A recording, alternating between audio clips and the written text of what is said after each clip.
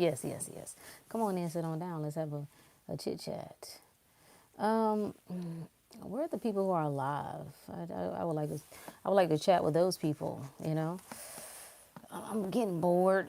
I'm getting bored with the doom and gloom. Don't you people have anything else better to talk about? Is there not anything exciting in your life? Is there not anything that's uplifting out of all the wonder in the life, out of all the glory of life, out of all the love, all the possibility? The, where the exciting people at? What a time to be alive. The fact that we can do this right here. We can be on the other side, each on the other side of the country, on opposite sides of the country, each on the opposite sides of the world. We can do this right here. Dr. Money Magnet, what's up, my friend? Yeah, there goes somebody alive. I was just asking, where are the people who are alive? Those are the people I would like to chat with. The dead bore me. All of those who can only predict what's going wrong, congratulations. You are so wise. I know, because you know what I'm saying? What I do is I learn patterns. Is that the only pattern? Shout out to Brazil. Is that the only pattern you can recognize? You can't recognize, hey Chaz, you can't recognize any other pattern but what's bad and what's going wrong? Come on, friends. Ugh, stinks. That's what he's talking about. Matter of fact, let me give you a good quote. Let's start the party with a nice little quote. The title, I titled this, I don't know what I titled it. Who was that? I can't remember. Something about the past. What did I say? The past needs you to keep telling it to stay alive. See, your trauma needs you to keep telling it to stay alive. Yeah, yeah. All of the war stories, they need you to stay alive. Evil needs you to tell it. See, the matrix needs you to fear it. The government needs you to be afraid. Yeah, yeah. They don't have no problem with conspiracies. No, the conspiracies need you to believe in them. Everything functions off of you. You the battery. So I'm saying you can hold on to the past and you can keep telling it over and over again, but it's only repeating because you keep it alive. As long as we know the role that we're playing, I'm cool with it. But let me give you a nice, wonderful quote here. This is from, who is this? Eckhart Tolle. He said, how much more time do you think you will need before you are able to say, I will create no more pain? How much more time do you think? How much more time do you think before you're able to say, no more suffering? I've had enough. I have my share of it, but I've had enough. How much more pain do you need before you can make that choice? If you think that you need more time, you will get more time, my friend. And you will get more pain. Time and pain are inseparable. So if you like the past, well, certainly keep telling it. Keep telling about how horrible it was. Keep telling about what was done to you, what was done to the people you care about. But ain't you had enough? That's the only question I want to ask. What if today you just decided I've had enough tonight, this moment? Like if every possibility is available, every possibility you can think of is available right now. Right now. Why not just choose something different? Why don't you just choose a new possibility? What if life ain't as horrible as you think? What if life actually does get better? What if you can't go without? What if there's no such thing as lack? What if nothing can actually run out? What if you really don't need protection because you're not in danger? What if you consider some different things? That's all I'm asking. That's all I'm asking. Huh? Huh? Are you addicted to pain? You should ask yourself. Am I addicted to pain? Am I addicted to struggle? Am I addicted to suffering? Do I like it? Is that why I stay there? Have I experienced it so much that it's just become familiar to me that doing anything different from that puts my whole body into shock? It's so unfamiliar, it throws me into an unsettled place. When my mind spirals out of control, I get anxiety, I start worrying, my blood pressure rises, I can feel the tension in my body. What if your pain was the best thing that ever happened to you? Have you ever considered that? What if, whatever the past is, I'm talking about all the past that you don't like. What if it was the best thing that ever happened to you? What if your story is uniquely yours? What if that's what your offering is? That's what was offered to you this lifetime. So it's yours. And that you can do whatever you want with it. What if you could just change your mind about it? They, do you see where we're going here? Huh? Let me give you another quote. I think you need another quote. Let me see if I can find it. I had a couple for you. When you create a problem, you create pain. All it takes is a simple choice. I promise you. Take this from a person who loves to fight. I mean, it's just kind of built in a little bit, right? It's really simple. All it takes is a simple choice, a simple decision. No matter what happens, I will create no more pain for myself. I love that. That's a wonderful affirmation. No matter what, I will create no more pain for myself. No matter what, I will create no more suffering for myself. No matter what, I'm going to be happy. You understand me? No matter what, I'm going to be loved. No matter what, I'm getting what I want. Why don't you stay there? This is my offering to you, right? This is what I'm offering to you. I'm offering to you a new possibility. I'm making a suggestion. Why don't you stay there as much as you stay in the dungeon, as much as you stay in the mud? I know we got to get it out the mud. I got to get it out the mud. But once you get it, can you be done with the mud? You done got it out the mud. Is that sufficient? Are you good? Huh? Did I finish that? It said, all it takes is a simple choice, a simple decision. No matter what happens, I will create no more pain for myself. I will create no more problems. No more looping of the past. No more telling of the past. Because I know that past needs me. See, that pain needs me to tell it. That pain, the past is a spirit. It needs to be fed. What is the past anyway? What does it actually mean? Something past you is what? It's gone. It went by. That's what it means to go by. So what has to happen if you keep finding yourself entertaining it? You got to be looking for it. Who was that? Hey, Sargon, appreciate you. You see what I'm saying? This is simple. No matter how, you're going to hear me say the same thing many different ways, but it's all the same thing. Change your mind. If you want to change your life, change your mind. If you want to change your health, you change your mind. What do? You change your mind about how you view what you eat. Yeah, you change your mind about what you think is healthy and what is not. You change your mind about how you take care of yourself. Success. What is it? It's a matter of changing your mind. I consider new possibilities. In the beginning was the word. How you going to get there without the idea? How you going to get there without the new idea? That's my offering to you, a new idea. Maybe I ain't got to suffer. Maybe I'm not stuck. Maybe it's a story I keep telling. I'm not even aware that I tell it. But I know that story so well, it just fly right off my lips. I know it. I know it. I know it. I know it. You could just start telling yourself it's easy. It's easy to tell myself good things. It's easy to think in my favor. I could just tell myself. It's easy to control my attention. I can't be distracted. Can't nothing distract me, huh?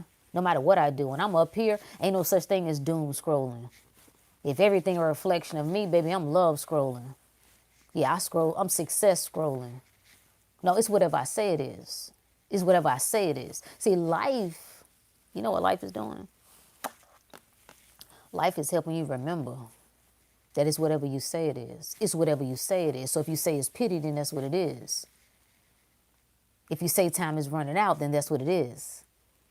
If you say you late, then that's what it is. If you say you're too old, then that's what it is. If you say you're too young, then that's what it is. If you say it's because of what your mama did, then that's what it is. If you say it's because of what your daddy didn't do, then that's what it is.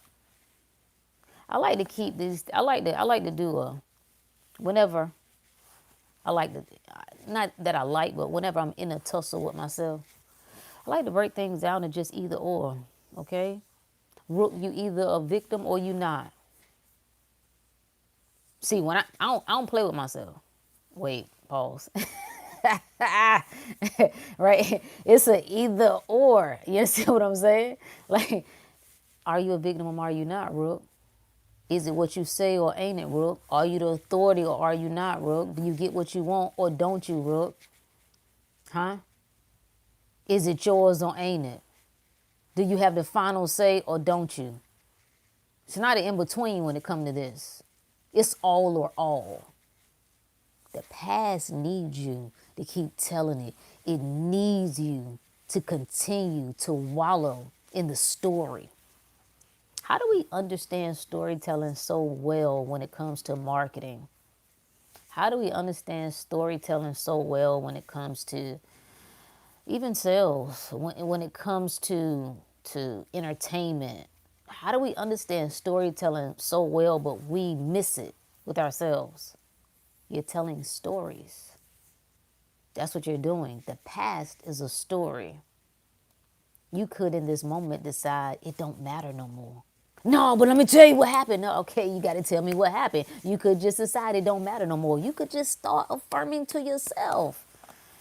The last time we chat, somebody posed that question. Like, yo, so you mean I can start telling it before I see it? That has to be when you tell it. Really, actually, you're seeing it here. I can't be stuck. You have to take your mind, you have to just gather up all the stories that everybody been giving you your whole life. Just gather it up in a bag and just set it on fire. I'm just going to do life different. That's what I'm deciding. I'm going to see life differently. Even when it starts to feel shaky, okay? When it starts to feel a little uneasy, I'm still affirming to myself, this is what it is. This is what's true for me. The past needs me. I know the game. See, once you know the game, it's like, yo, I hear what you're saying, but you need me. You need me to stay alive. The moment I say no, it's over for you. The moment I will not even entertain that there's a power that be that's outside of me, it's over. It's over. You can't threaten me with anything. That's where peace comes in. Peace comes in knowing that it's me. It's my word. I'm the authority. You don't believe that, though. You're not ready to accept that just yet. Just yet, perhaps. Perhaps. Okay, I have another quote for you. Let's see if I can find it. I gotta go to my man Joseph Campbell though. Here we go. You ready? This still Eckhart. Don't look for peace. Don't look for any other state other than the one you in. See, it's affirming that where I'm in got to be the right place. I got to be in the right place at the right time. I can't be anywhere else because it's my reality. And why would I put myself somewhere other than in the right place? Huh? If I have that core, if that is my foundation, then I ain't tripping over nothing, right? Don't look for any other state other than the one you're in. Otherwise, you will set up inner conflict and unconscious resistance. Forgive yourself for not being at peace. The moment you completely accept your non-peace becomes transmuted into peace. Anything you accept fully will get you there, will take you into peace. This is the miracle of surrender, that there's nothing to fight. Like, you got to fight until you realize there's nothing to fight. You understand? Like, you war until you realize, oh, there was never a war. I've been warring with myself the whole time. The whole time I thought it was somebody else. I thought it was the person beside me. I thought it was these other things. No, no, no, no. No, it was me. This is me. This is not difficult. Okay? This is not hard. This is not challenging. It's not. It's a shift in perspective. And change feels hard because it's different. It's like riding a bike, full speed, baby. And by the time you take off at the top of the hill, you realize, okay, actually I want to stop. Too late, sucker. Now, a couple things can happen. You can try to slam on brakes. It's probably going to throw you off the bike. Or you might proceed a little further and then can't catch a balance, and either way you crash. But it's got to be right, doesn't it? What happens when you view life that everything is right? What if everything is right? What if every decision I make is the right one? What if I don't second guess myself? What'd that be like? What if I trust me completely? What if life, if there was something to teach me, is teaching me to trust myself completely? When I lose, I trust myself because I know ultimately I can't lose. And anything that I appear to lose has to be an illusion. You understand? Let me go to my man Joseph. Hey, Keita, study war no more. No. Right? And I'm going to tell you, as a person who, I ain't going to take your word for it. That's just the way I'm built.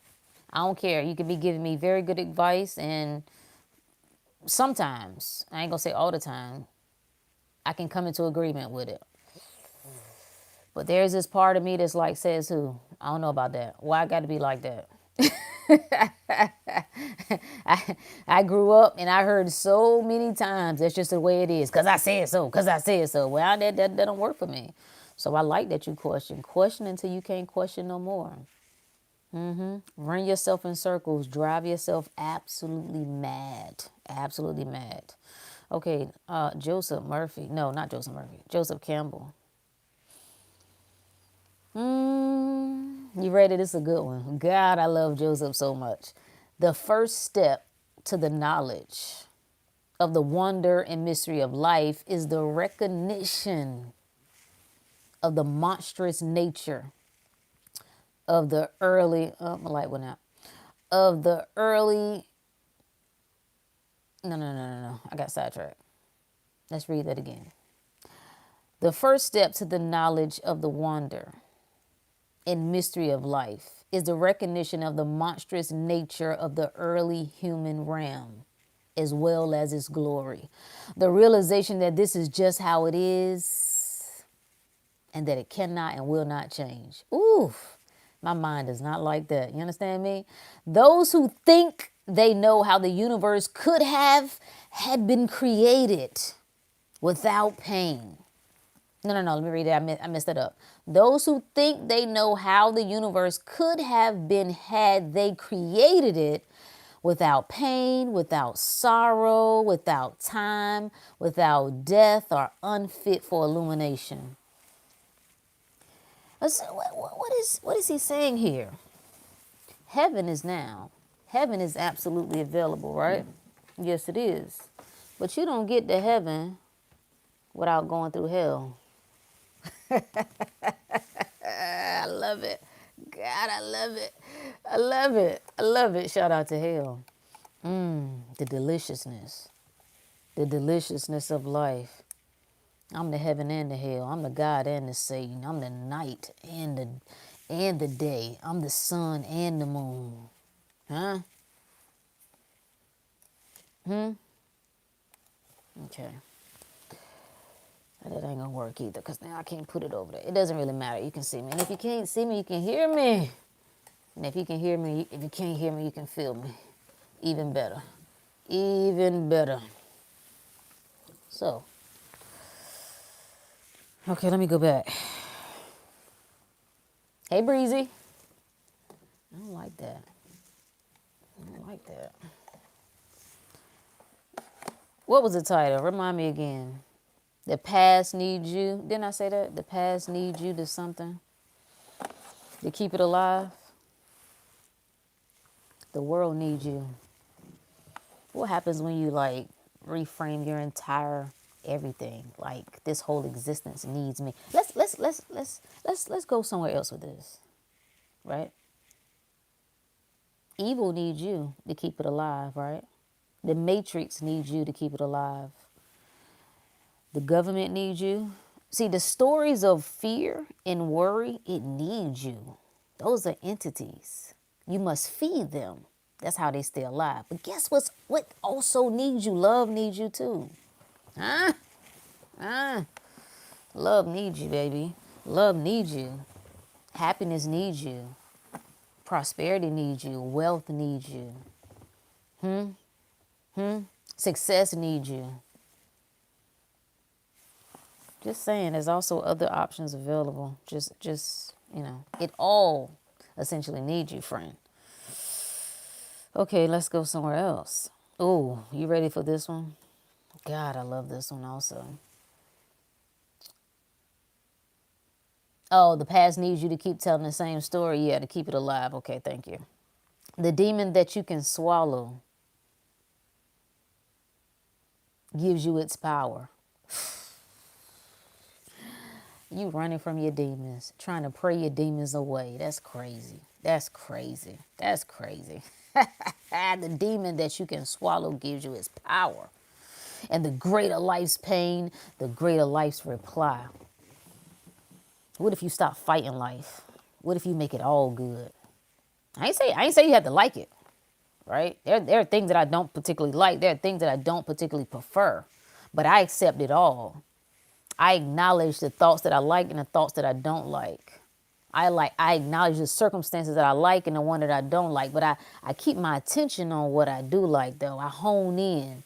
See, that's why I keep my attention. I'm affirming and reaffirming whatsoever things are true, whatsoever things are honest, whatsoever things are just, lovely, and of good report. I think on these things. But even when I am aware of some other things, I ain't fighting it. Do you believe in what? I don't know what that is.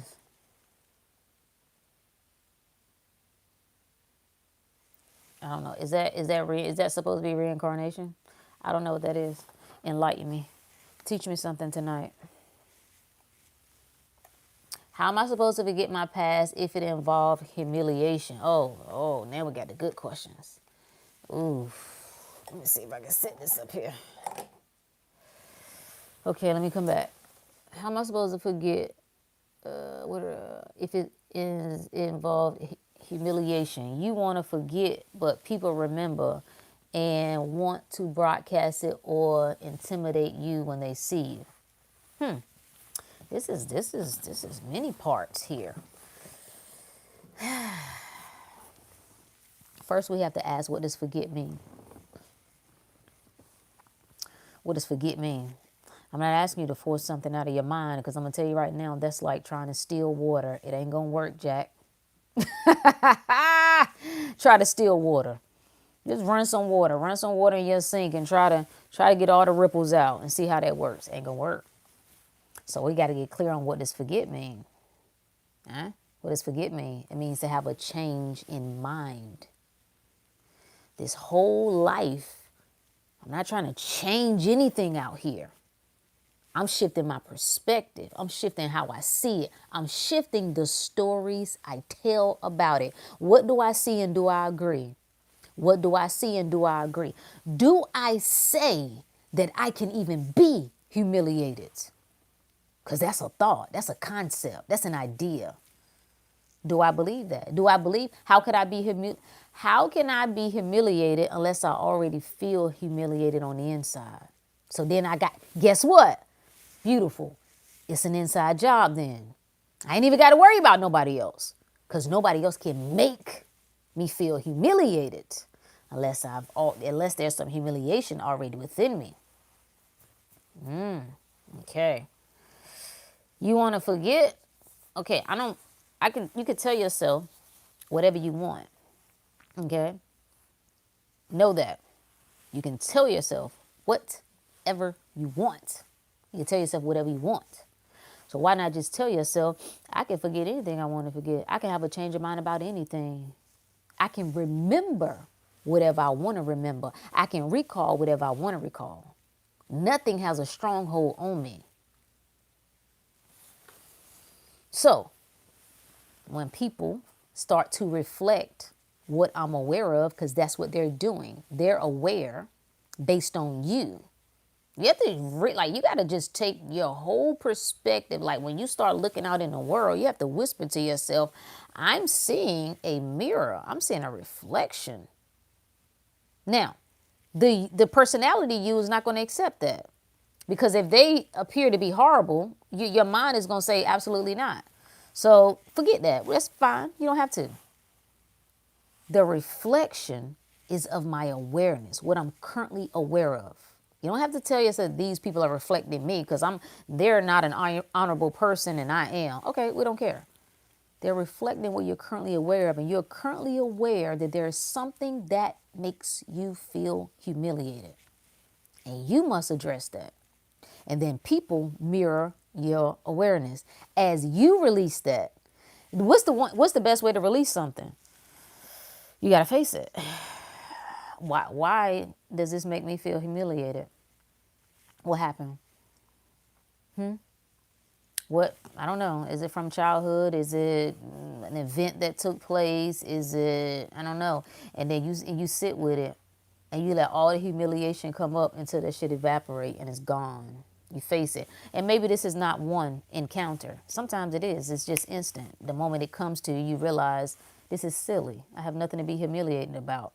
This is my life. I can do whatever I want. Why do I care? These people are losers. Most people are not even living the life they want. Most people are unhappy. Most people are stuck in houses they don't want to be in. Most people are with people they don't want to be in. They're working jobs they don't want to work. Why do I care what they think? Just so that could be instant. But let's just say it's not. Cool. That's fine too. Everything is great. I'm going to affirm to myself. I am dialing in on my inner dialogue, my inner conversation when I wake up in the morning. I mean, I'm going to just tell you what I've been doing, right? I don't just be talking because I need to know for myself. Like I can't see people doing a lot of telling. See, you tell what somebody told you. So you can't teach anything that you don't know, and you know things by your own experience. That's the difference. So I'm talking to myself in ways I never have. Like I'm checking in with myself. What does that look like when I'm absolutely obsessed with me? I'm absolutely just, your life is better than it's ever been. You always get what you want. You don't have no problems. You don't tussle with nobody. Everybody come in complete agreement with you. Everything work in your favor. This world belongs to you. Then I switch it. Sometimes I'm in first person, second person, third person, just depending on the mood I'm in. Sometimes I'm identifying as Rook the Great. I get whatever I want. I don't have no problems. Life is stupendous. It get better every day. I'm so amazed at how delicious life is. I'm so amazed at how the world bows to me, that everyone is a reflection of me. They got to speak my language. They have no other choice. And then when I glimpse out in the world and I happen to see what a part of me may still be aware of that contradicts what I just said, I double down on it even more. Because I can say whatever I want to say. I remind myself that what I see, the world got to show me what I want. The world is me. The greatest thing that you can do for yourself is become obsessed with yourself. I mean, just astronomical. Is that the word, astronomical? Whatever the word is. Levels.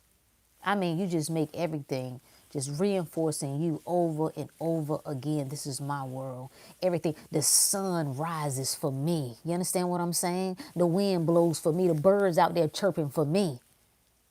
The stars twinkling for me. Huh? Come on, y'all. Come on, speak to me. No, don't speak to me. Speak to yourself. Speak to yourself. speak, speak power to yourself. Taking your attention. The practice. Our good word for this week, our Mindset Monday check-in. The good word was astronomical. Thank you so much. Practice the practice until it's no longer practice. Get out of your mind of, should I have to do all this? I really shouldn't have to do all this. Some people don't have to do all this. I do all of that. I have done all of that, whatever. At a certain point, you just say, ain't nothing more important to me than being in control of my attention, where my mind goes, feeding me. You let all that other stuff go. I don't care. I don't care what nobody say is necessary. I don't care what nobody say. Well, if you really was the one, you shouldn't have to do all that. No, that's what you say. You don't get to tell me. You don't get to dictate what I do. I do whatever I want to do. And whatever I do is going to be right because I say it's right. Oh, okay. Thank you. Amen. I say that in my videos, the birds are my cheerleaders, chirping me on as I walk this weight off. Shout out to you, Spivey. Let's go. In order for someone to speak to me, they have to speak my language. Facts. You see what I'm saying? Turn your attention from the world. Just eliminate the tendency to complain about what other people are or are not doing. I know you see it. I know you in the midst of it. You know what I love about this? Because nobody can, you can't, some people can talk this and they have never experienced it, right? So they're just saying, listen, guys, this is what you have to do. You have to just think in your favor. No, I've been in the fire. I've been in the environments where it was right in your face and you are losing your mind. And I still did the same thing.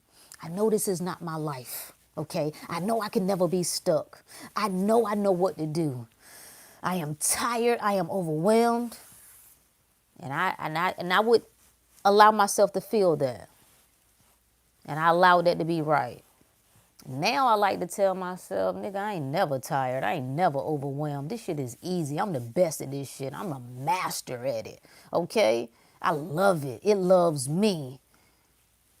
It's all right. It's all good because I make it good because it's me. My word, my awareness says I'm right. You understand what I'm saying? You understand? I'm the one who understands my life. You see what I'm saying? Like, I'm not saying that you can't just stumble and just like, boom, you just come into this awareness. I love that. Please know that I love that. I love the people who be listening to some of us talk sometimes and they be like, I don't know what y'all talking about. I just decided and boom, everything changed. I love those stories. Keep those stories coming because we need to see that. We need to see the full spectrum now. I love it. However, that wasn't my story. I've been fighting, right? Tussling, right? Like being in environments around people that I'm like, these are not my people, bro. I do not like these people. I don't care.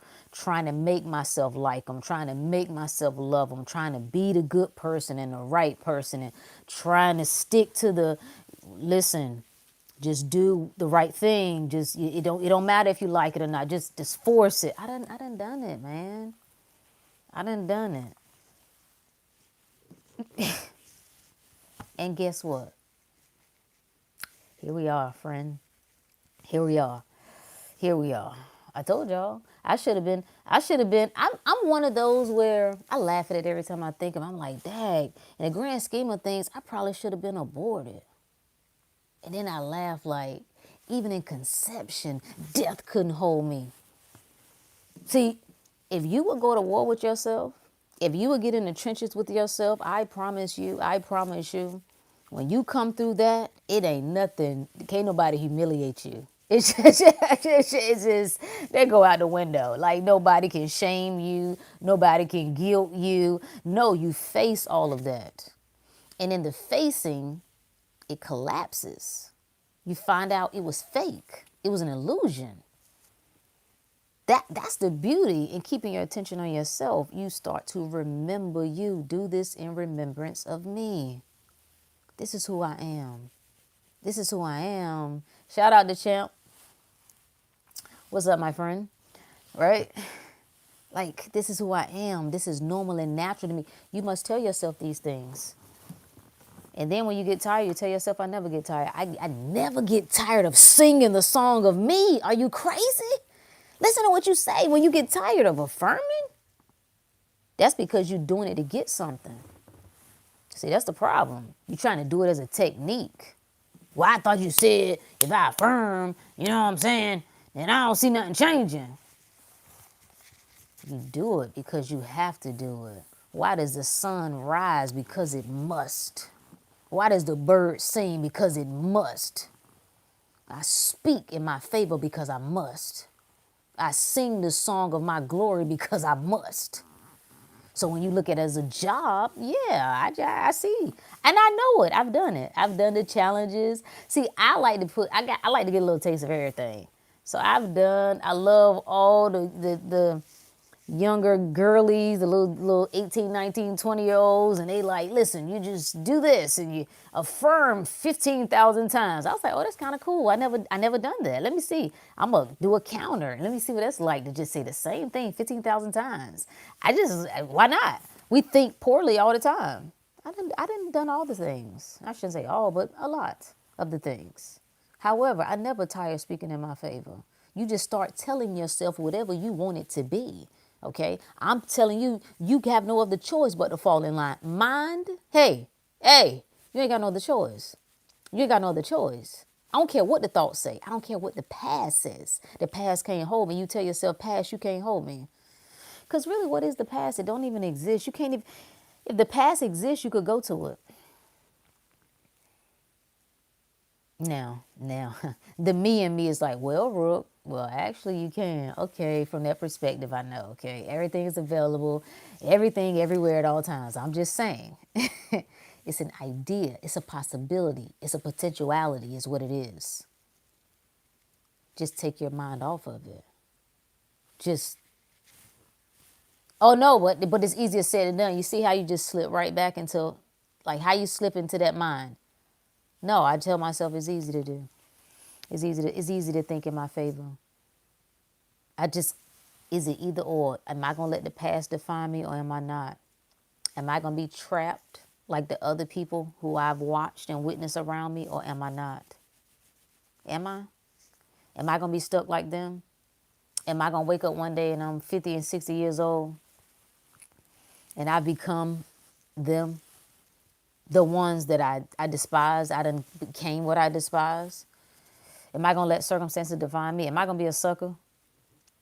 Huh? Am I going to be a bitch ass? That won't rest with me. Like, I probably would. Well, I can't. Dr. Money Magnet said that Marionette movie was fire, by the way. You see what I'm saying? That it wasn't it? Ooh. Have y'all seen that? Can we talk about it? Oh, my God. The one thing that the little kid said, it was there because you went looking for it. See, he made a suggestion. Now, if you ain't seen it, I ain't going to tell you what the suggestion was. But he told a lady something was somewhere. And guess what she did? She went looking for it. Why you going to look for something you don't want to find? Huh? If you don't want to find pain, why you keep looking for it? When you don't want to find suffering, why you keep looking for it? Why you keep telling the story of pain? Why you keep going back to the past and replaying it over and over and over and over? Huh? He said you found it because you went looking for it. It only exists when you look for it, friend. It only exists when you look for it. I don't look for evil. Why would I go looking for evil? What type of stupid mess is that? Why would I go looking for despair? Well, you ain't, it's right there, Rook. Right where? Because I see love right there too. I see happiness right there. I see power. I see peace. I see prosperity. I see abundance. I'm not making nothing up. I'm telling you what I see. So that's also available. Huh? Yeah. Oh, you watch it too, Spivey? Oh yeah. I haven't. Maybe I do this. No, I got to work on something else this weekend. Maybe next weekend. I'm gonna go back and I'm gonna chop it up. I'm gonna see. I think somebody said I could do stills, like not doing the actual clips, but I can put stills. I'm gonna figure out how to do it. Cause it was, oh my, when I tell you I felt on fire, like it, I felt inspired after watching it. Cause it was like, yo, do you see? Catch the name. Did you catch the name? Marion, coming from the word Mary. Mary. Mary representing the soul. Lord have mercy. Like when I tell you they laced that thing, that's why I immediately went to who wrote this? I need to know. Where are you? Did you write anything else? Is there a book? Tell me more. I love the people who are alive. I love the people who can see. Y'all listen and watch things from the people who can't even see. Why are you doing that? And then you wonder why you feel bad. You wonder why you don't have any energy. You should feel on fire. For Bible study tonight, we were joking about taking naps. And I was like, why are y'all napping? They were like, nah, bro, you got to get in a good nap. I'm like, but why? What you, like, are you like outside? Like, are you busy all day? Are you like doing a lot of stuff? Or you got kids and you up early? Like, what requires napping? I want you to be on fire. I want you to know how much electricity is flowing through your body right now. I want you to be on fire. Nap if you want to. I'm not a napper though, unless I'm snugged up with somebody I love. But other than that, I'm not really a napper. Is this the name of the movie? Yes, it is. Look up. It's the one that was made in 2020. Marionette. Fire. Oh my God. Oh, it's so. I'm gonna give y'all a look. I'm gonna give y'all again another week. Give you a chance to watch it before we talk about it. But what you go looking for, you find. Okay. Do what sets your soul on fire. Facts. Stay close. Stay close to the things and the people and the places that set your soul on fire. Stay close to it. Even if you can't physically get yourself there, you stay close to it in heart. You stay close to it in mind. That's the recall. That's the remembering. Do this in remembrance of me. What can you do? What practice can you incorporate that helps you bring that to mind? That, so for some people it's meditation, for some people it's visualizing, for some people it's journaling, for some people it's taking walks, for some people it's taking baths, some people it's exercising, some people it's just love and giving and taking care of people or whatever. The things that you feed stay alive because you feed them. If you want something to die, stop feeding it. Chakalita said, nothing sets my soul on fire like real. You see what I'm saying? I mean, the fire in me speaks to the fire in you, and then we just make this even bigger fire. Like, that, and when you realize this, you will never trip. You will never like force yourself on people. When you realize how valuable you are, when you realize what your energy does, what your presence does, what your words do, you're so much more mindful of just how you give yourself to others. No, you should be fine. You should be just fine. Like you make you a big deal. You make you a big deal. That's what you do. So the past needs you. I wouldn't remember any past unless it was a past that I liked. Any other past, why don't y'all learn from the system that you think you don't like? Like the white people that you complain about, learn. You know what they remember? You know what they put in their history books? The best story. What other story would you put? If I'm writing a book and I'm leaving something behind, baby, I'm up on my best. If I take some pictures, what are you putting in the photo album? Your best shots. Only a fool would put the worst of themselves out. You want to be remembered by the worst of yourself? That sounds very strange, people. So yeah, I like it. Yes, you tell the best stories, and then not only do you tell the best stories, oh, add some fluff too. Because it's whatever you say it is. Yeah, actually what I did, I built 100-foot building, and it was dripped in gold. And then I had horses out front that had diamond saddles. And then I worked the formula in the lab, and I made them have wings so that they could fly. What? What's the problem? What's the problem? Everybody else making up stuff. That'd be so crazy. Everybody else is making up stuff as they go. The smart people are like, no, but that's not. Wow, is that actually true? I don't know. Is that? What are you saying, friend? What are you? Anyway, that's my good word for today. My good word for today is tell the story that you want to tell. That's what I'm going to keep saying over and over to you. Over, again and again. Tell the story that you want to tell. Tell the story that you want to tell. Let every other story die. You tell the story of your power. You tell the story of your prosperity. You tell the story of your health. You tell the story that I can't get it wrong. I really would just dial in on that. When people step into like the world of manifestation, the first thing, and it makes sense. I understand. You want to get something. You want to get something. You want to get something. So the obsession becomes getting. And then when you don't get, then that drives you crazy. And usually you get mad, or you say this is some bull crap, right? Like y'all made this up. Like, yeah, that woo woo, whatever. When, friend, why don't you get clear on who you are? If you are clear that you are a person who gets what you want, then you gonna get what you want. That's what seek ye first the kingdom mean. Be clear that it's you. It's your own awareness. It's you. What are you aware of being? Are you aware of being the power? Or do you think you need something else to help you? We talked about the story of the man at the pool of Bethesda. This nigga coming up at the healing pool for 38 years.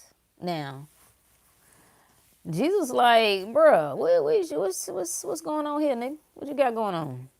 He like, man, listen. When the waters get to moving, that's when the pool is healing. I'm trying to get in the pool. You know what I'm saying? But I ain't got nobody to help me. And Jesus like, nigga, do you want to be healed or not? I'm gonna do a revision. I'm gonna do a book of all the Bible stories, the nigga version. Like, nigga, do you want to be well or don't you? You know what he said? Know what he said? He said, rise, pick up your bed and walk. And instantly, he was. How do you go from being paralyzed? Like, catch the deeper message in what it's saying here. You're waiting for external circumstance to change. You're waiting for the right conditions. You're waiting for help from someone else. And he was this. Catch the message here. All the churches is taking these stories and they just distorted them. He never said he healed anybody. No. He gave him a command. That's the inner power in you. That's what the Jesus, the Christ consciousness represents, the power of mind. When you become aware here that I'm the power, that's what was speaking to him. His own inner knowing said, just pick up your mat, rise. Rise says, change your mind about the story you're telling. Consider something else. Pick up your mat.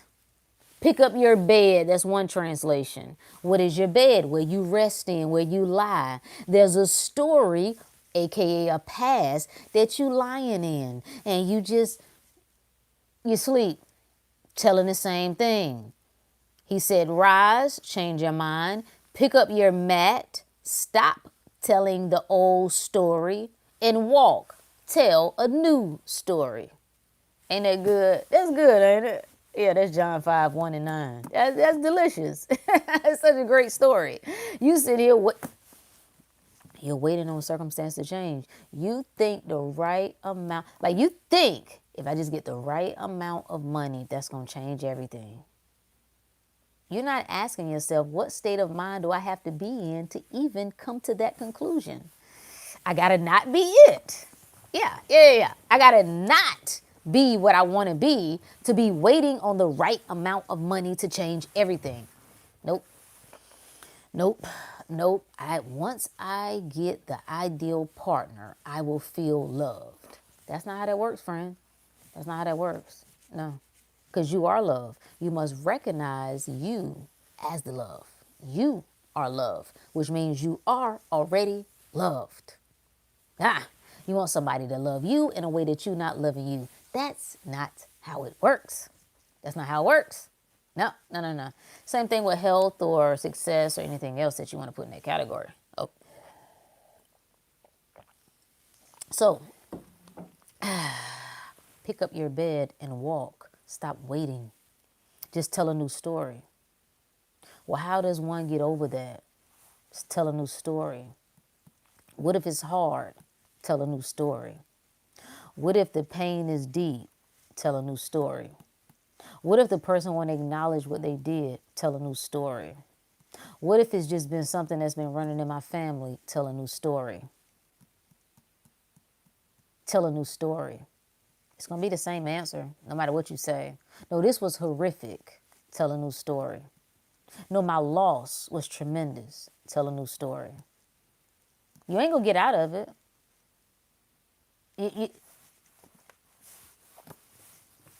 You don't get out of it any other way, friend. You have to tell a new story. Tell a new story. I have to change my mind. I have to change my mind about it. I have a lot of war stories. I could go on and on. I could. Sometimes I'd be tempted to like do an experiment just to show you what I could do, just to prove it. But then it's like, why? Like, why I'm going to do that? No, I'm not going to do that. No, it doesn't matter. It doesn't matter what I did have or didn't have in my childhood. Who cares? Because first of all, I could tell myself I had anything. If my mind is so powerful that I can create whatever I want with it, then I can just tell myself, if every scenario is available, then there's a scenario of me in my childhood that it was great. I got everything. I could just identify with that. Could I not? Come on, don't. I want to stay with me now. I could just identify with that, no? Okay, so it don't matter. Or I could just turn my attention from it altogether. And I could just tell myself that right now, I take what is offered and use it. And whatever was offered to me got to be right. Because me being the mind, the soul that I am, even unbeknownst to me, I had to do some choosing at some level, even in the invisible realm. So these pieces to this puzzle, I somehow chose. So thank you. I don't really prefer to choose this again, though, so I'm going to switch it up. Thank you. Appreciate it. And then you can move on with your life. The only thing that makes this a challenge is when you run. Running is a bitch. Because you can run, but you can't hide from yourself. You understand? You can't hide from yourself. You cannot. You can try. I encourage you to.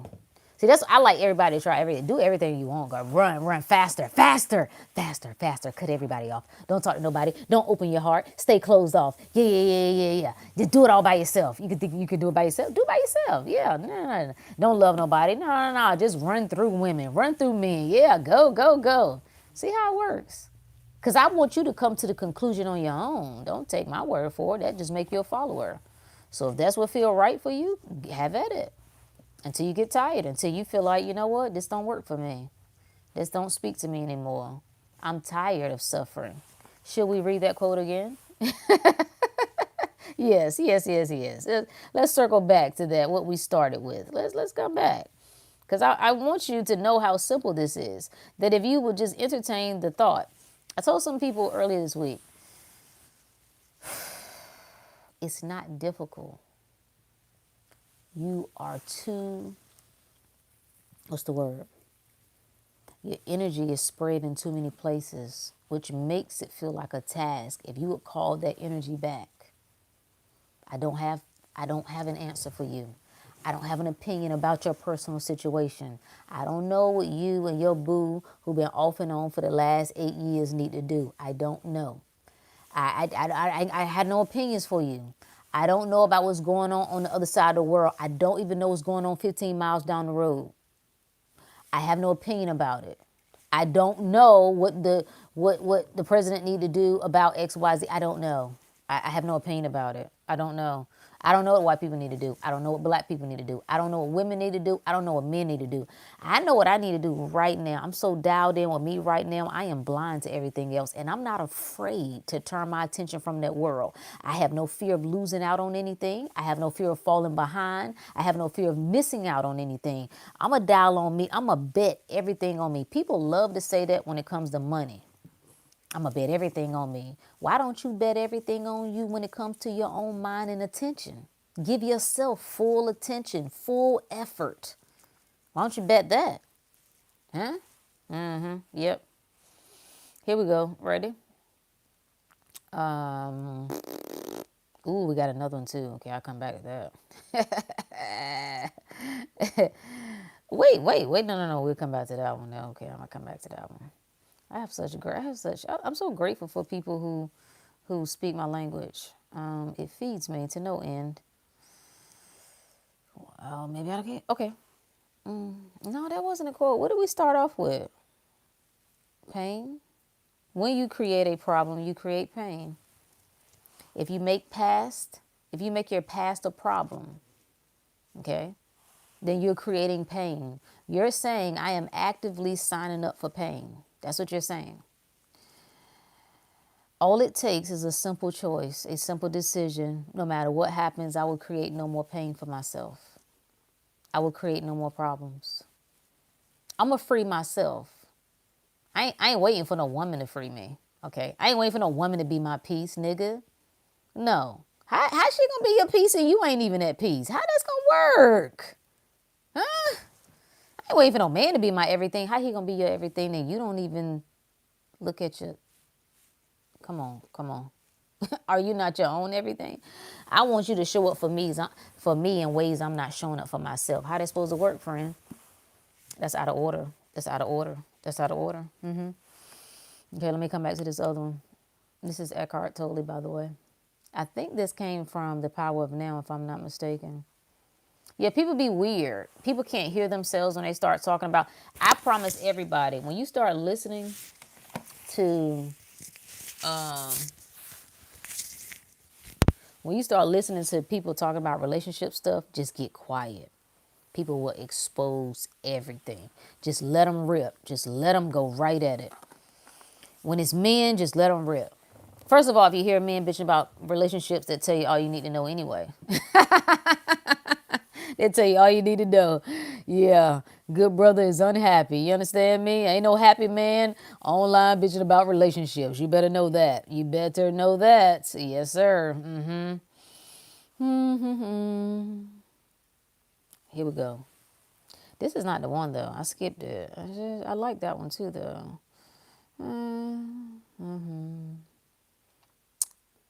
Okay, is this it?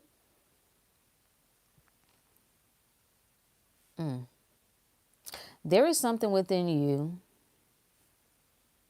that remains unaffected by the transient circumstances that make up your life situation. And only through surrender do you have access to it. Oof. Just choosing. If you don't like the word surrender, it's just a choice, right? It is your life, your very being, which exists eternally in the timeless realm of the present. Finding this life is the one thing that is needed.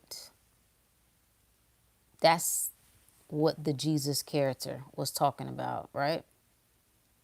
So your unhappiness is polluting not only your inner being and those around you, but also the collective human psyche of which you are in an inseparable part.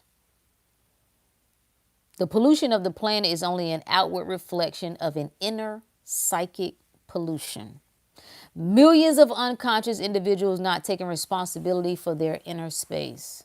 So when I see people talking about this is what we're going to do, see what we need to do, we want to get you on board. No, you don't. No, you don't. I'm not getting on board with that. I don't even know what you people are talking about. I have no idea. What Count me out, sucker. We're in this together. No, the hell we're not. No, no, no. Because I know what the problem is I see, and you don't.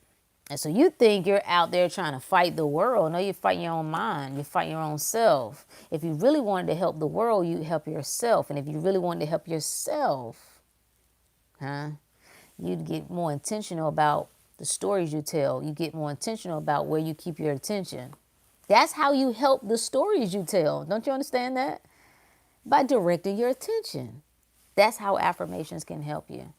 I'm starting to say it more because people get so annoyed by it. And so I get a kick out of it. Like, affirmations, affirmations. It's just a thought, stupid. It's all a thought. It's a new possibility. And obviously, it's not one you are aware of because your life looks the way it looks. So it probably would be a good practice. Yeah. Probably would be a good practice, you know what I'm saying?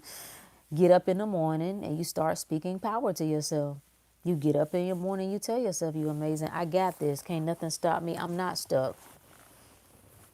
Awareness. I'm going to tell you what has just blown my mind. The stuff that I was not aware of. Even when I thought I was in my awareness bag. It's like I did not know I was repeatedly coming back to the struggle. Like, man, all right, as soon as I get this together, I get this. Okay. The moment I became aware of that, boom. That's change. That's change. Oh, thank you for my 4-leaf clover. I love it so much. I love it. I'm really feeling the St. Patrick-y, Marchy. I don't know why, but I lean into whatever makes me feel good at the moment. I was like, oh. I just started paying attention to it. Normally, every year it comes by, it's like, oh, that's stupid.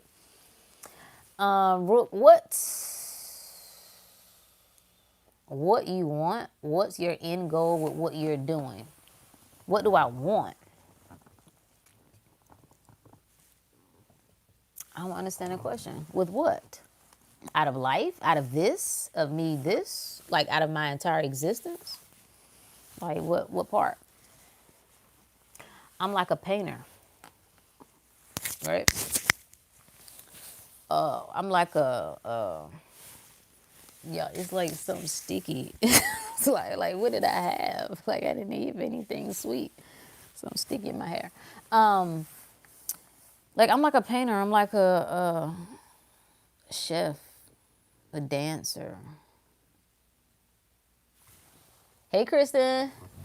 I do what I do because I have to do it. Anything that comes from what I do, that shit just extra.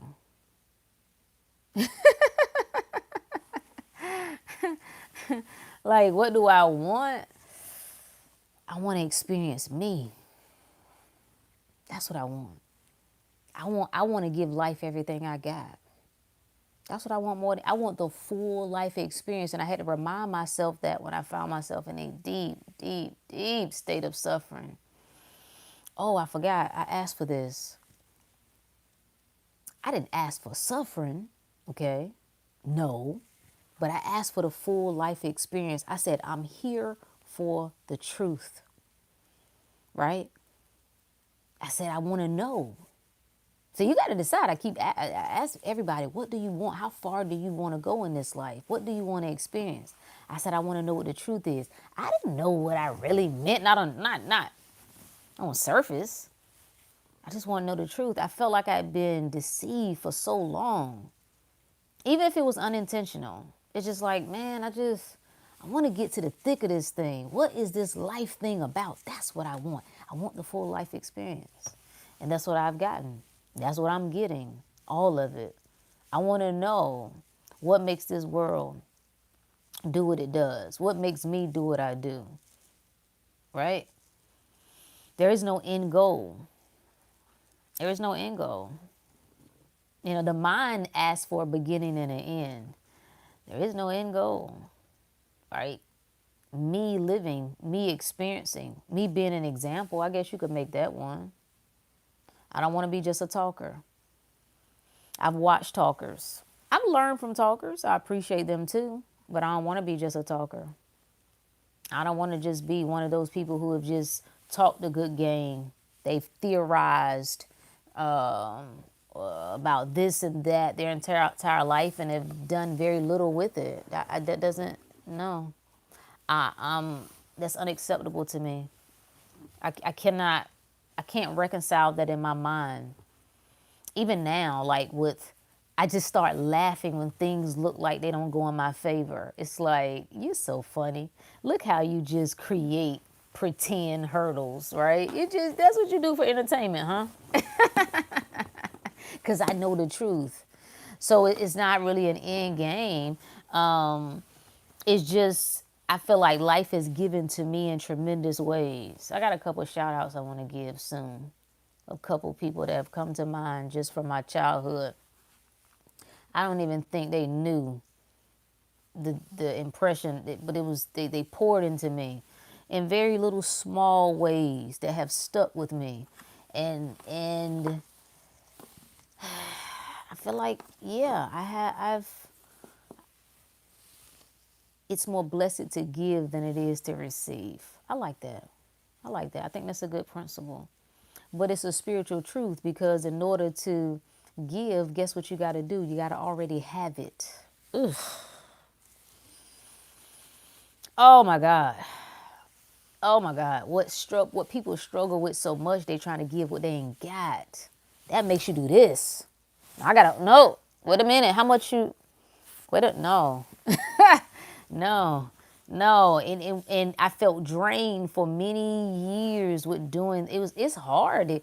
Y'all trying to work the mind, that shit hard. Good luck. Good luck. Once I've learned what the mind's role is in the role that it plays, oh, now we moving. Now, have I learned how to fight through will? Yes. I've done it and I've won. I just almost destroyed myself in the process, though. I've gotten sick and beat my body down, and other things came with it. So that's not my preference. Because understand how the mind is operating. You're trying to get what you don't have. That's what you do when you will it. That's a limitation with trying to do magic. Can you do it? Yeah. But you're trying to perform something. You're trying to get something that you don't have. When you become the magic, oh my Lord. Huh? When you become the magic, ain't no run out for that. So you're going to run out. Your effort going to run out. You can't beat your body with so much. Right? It ain't with so much. You can read every book there is. At a certain point, the mind just fizzles out. Everybody knows that's what burnout is. We were talking about that earlier about energy drinks. I was like, why y'all on so many energy drinks? Why y'all need stuff? Why you don't feel electric? Like, why you ain't feeling that? And I know why. Because you everywhere else. You ain't here. You ain't here. You got to come here, friend. I need you to turn your attention here. We're going to get ready. We're going to do our first challenge, plant-based challenge of the year, Monday, Bring It In Spring. And I kind of got annoyed with it for a little bit. I got to put myself into things, right? I love people who pour into what it is that they do. And so when I don't feel like I'm giving 100 to something, I lose interest. And I had to give it new meaning. And otherwise, I was going to stop talking about it altogether. But I was like, no, go back to why you started. Like, go back to the beginning. Think about what this is. What does this practice of disciplining your body and your health and what you're putting in your mouth, what does it actually do? It brings you center. It's multiple ways, y'all. It's many paths, okay? It's many ways.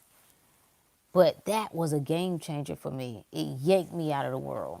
It was one of many things that yanked me out of work. I think it had its greatest impression because I was struggling mentally to make sense of things. So I felt like I was losing my mind. But once I started cleaning up my body, bringing in like the foods that just were hydrating and very electrical, and I started to feel lighter. And now I started to notice things I wasn't noticing before. Somebody's going to always say, well, I know some people that have to do all that. I don't care. Nobody said you have to do anything. I'm just saying it was a doorway. And a lot of people, I can speak to them easily about shifting their diet. Most people are willing to accept that, don't you think? People are will readily accept. A part of me is like, hey, Root, that's an assumption. I know, just chill. Um, Part of me, it's easier for me to help a person. Like, most people will accept if I eat better and change my diet, it probably could help my health, right? They would more easily accept that than me saying, think in your favor, think only in your good. I don't know. So the food part was this physical thing that people could easily make sense of, give new meaning to. And anything that you give new meaning to, if you decide, okay, my mind will accept that me incorporating this practice, this ritual of being intentional about what I put in my body, right? I'm starting to view myself in a better light. People take care of things that mean something to them. So the moment I start taking better care of myself, I'm already acknowledging to myself, I like me. I find it important to take care of me, right? It shifts your perspective. It's a change in mind. And then that leads to the next step of how you see other things. And that leads to a next step. And you continue to fine tune this process of how you see yourself and how you see the world. That's the power in it. Who is that? Ariel, what's up? Rook is a light in the dark. You see what I'm saying? See what I'm saying? What's up, Marshall? All love to you. Life, the journey, not the destination. Appreciate you. I have visited the Raw Till 4 guidelines recently and I love it. Yeah, I decided this year I got a lot of new folks. So I'm putting together this guide of how you can transition straight. Like, I've never done anything like this before. If I'm not in the best health, or if I want to enhance my health, or if I'm dealing with illness, like, how do I step into this thing? What does that look like? And not no regular whatever them people are doing, junk food, plant-based crap, whatever they're doing. I'm not talking about that. It's like, how do I really clean up and get intentional about what I'm putting in my body, right? Pulling things out. Then how I fine tune that, right? How I go even deeper. We do a deeper cleanse. We start pulling out, breads. We pull out the heavier foods like the beans and the nuts and, oh no, the protein. Y'all fear everything. It's so funny. And I know because I used to as well. And then from there, we go into, what does that look like raw, right?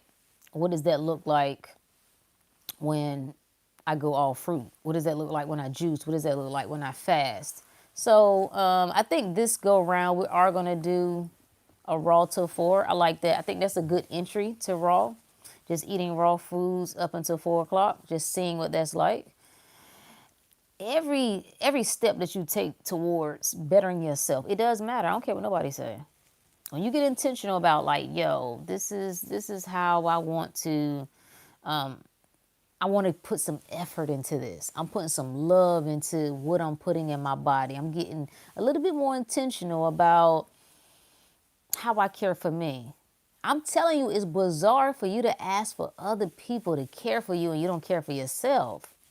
It's very strange. It's very out of order for you to say, hey, I don't like the way you don't prioritize me.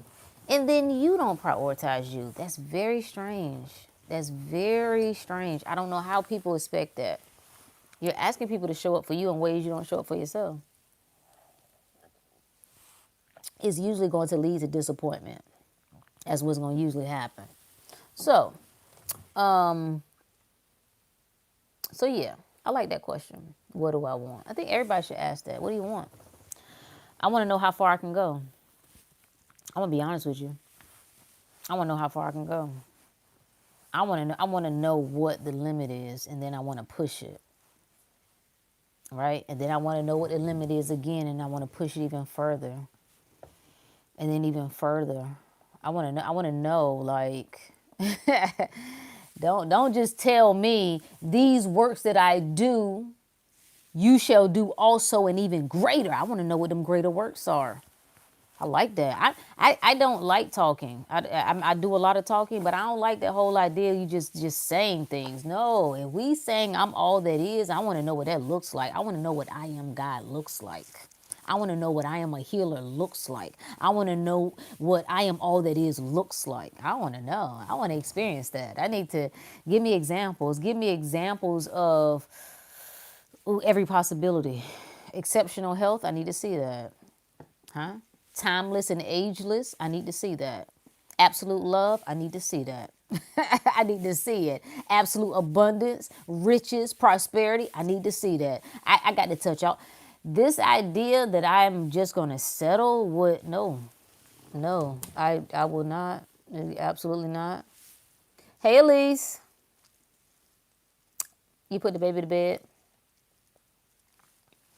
You made it? Yeah. We about done now. We about done now. We done said that all there is to say about this wonderful topic of the past. We don't care about the past. Just stop caring about the past. People can only hold the past over your head because you hold the past over your head. That's the best thing that you could do. What, Elise? What? That's the best thing that you could do is stop caring. And the first step is you're going to say you don't care anymore. That's just step one. Then you got to stop actually caring. And then you're going to do a little bit of that, but then you're going to still care a little bit more. And then you're going to find, oh, actually, I still got a little bit there. And you're going to continue to refine this thing. Now, do you have to do that? No, you can just immediately stop. You can just immediately. But a lot of us like to play this game with ourselves. 4-leaf clover, luck. Lucky. Yes, I take all the luck. Thank you. I'm the luckiest woman alive. I'm the luckiest person on the planet. Do you tell yourself that? Do you tell yourself you're the luckiest person on the planet? Do you tell yourself you're the greatest force that exists? Do you tell yourself you the best? Then what do you tell yourself if you don't? I would like to know. Do you tell yourself time is running out? Do you? If I had only known that 10 years ago, I just I would have picked a different person. I would have. Y'all so stupid. You're so stupid. Just sit around just wallowing in dumb stuff. Why? As if like it's this rigidness. I'm just saying, like you so rigid. Live, explore. It's like others have made you have. I think this is a trigger for me because I get reminded of older people why I stopped liking them because I realized how fake and phony they were. Like you sitting here trying to hold me to a standard you didn't even live by. You trying to hold me to a standard that you never matched. Ever. Ever. Ugh, I hate it. I hate it. Was just doing that? Yeah. And what does that do when you do that? Okay, great. That's wonderful. That takes us right back to the title. The past needs you to keep telling it to keep it alive. You keep alive what you don't want. That's what you do. I don't care. I don't care what I did. I don't care what I did. And some people, well, that might be easier for you to say because you don't know because I've done this or that. I don't care. You're the one who cares. And now you want me to care because you care. I don't care. And a person who actually loves you, a person who truly loves you ain't gonna care either because that's what love is. Love is seeing you through the eyes of God. So I see your heart, which means I judge righteously. A person judging unrighteously, they're going to see your faults. They're going to see how you're unclean and you're not worthy and you're dirty and you're whatever. That can only happen if you are judging yourself and then they become a reflection of that. Ta-da! Boom. See how that works? Thank you. Thank you for my lucky clover. I appreciate it. I'm feeling lucky. I feel it. I just feel lucky. I feel amazing. I feel like everything that I'm saying, I tell myself, I start with me. Tell a new story. Just tell a new story. You could just shut your mouth. Why don't you just shut your mouth and tell a new story? You ever thought about that? That is a possibility. Just tell a new story. Take control. I would affirm that. It's easy for me to think what I want to think. It's easy for me to control my mind. It's easy to control my mouth. It's easy to control my attention. It's easy. It's simple. I'm in control. And I keep reciting that over and over and over again. Whenever it comes to mind. Maybe I do it in a back-to-back practice. Maybe I just randomly think of it. Maybe I write it down. And I'd go crazy on me. I would become a connoisseur of me. I want to know about me, girl.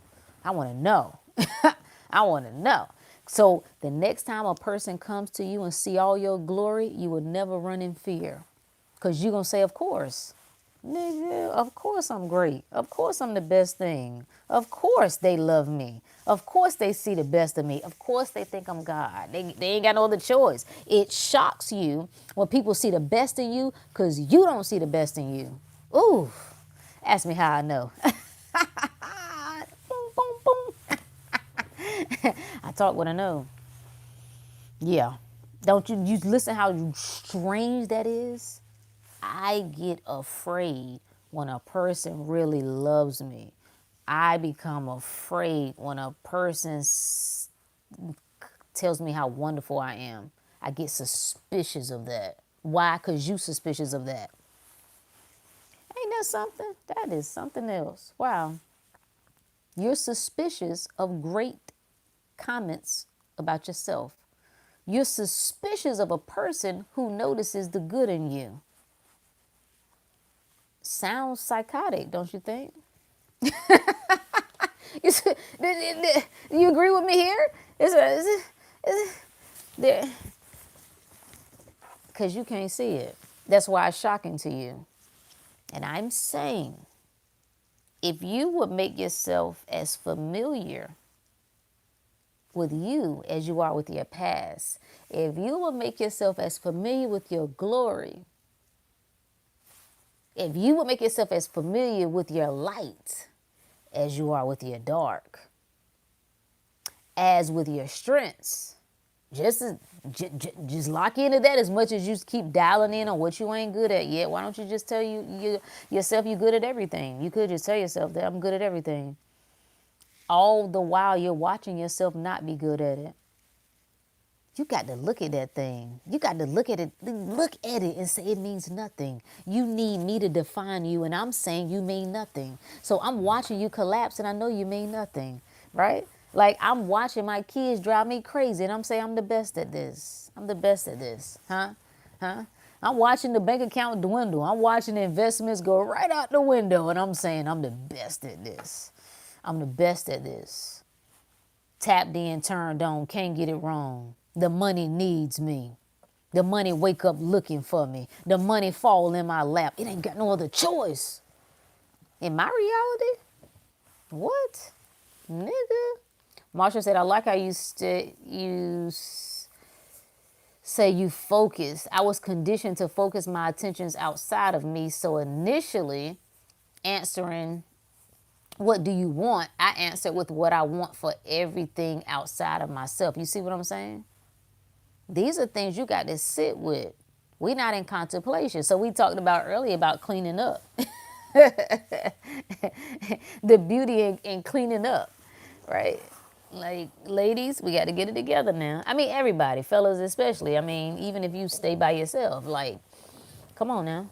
Come on now. But let's go deeper, shall we? What is it? Why does it matter? Why do you feel, I gave the example, why do you feel good when you go like to a new resort or a hotel room? You open it, especially if you want to get away, like just like you need a break, you need a time. Come on, Marshall, right? Why? Because it's clean, it's orderly. Huh?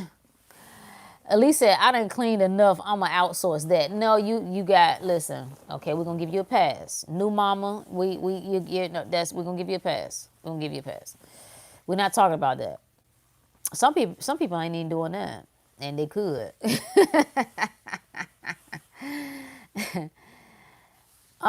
So what was we talking about? What did he say? Thinking outside of myself. Where was I going with that? It'll come back to me. What was I talking about? You distracted me at least. No, nothing can distract me. You see how we rewrite that? But the whole idea is the obsession with self. Oh, we were talking about cleaning. Thank you. See how it just come back to me? That's what you tell yourself. You don't tell yourself that I'm always forgetting stuff. Why would you say that? Why would you tell yourself, I can't never remember? Man, I must be getting older, man. I be forgetting everything. Why would you say that? Why would you affirm that? Why would you confirm that? Why? I can remember whatever I want. My mind is sharp. I'm always on point, huh? Laser sharp. Anyway, the whole art of cleaning, why, nigga? First of all, you got stuff everywhere. All right, what is it? The feng shui? Am I saying that correctly?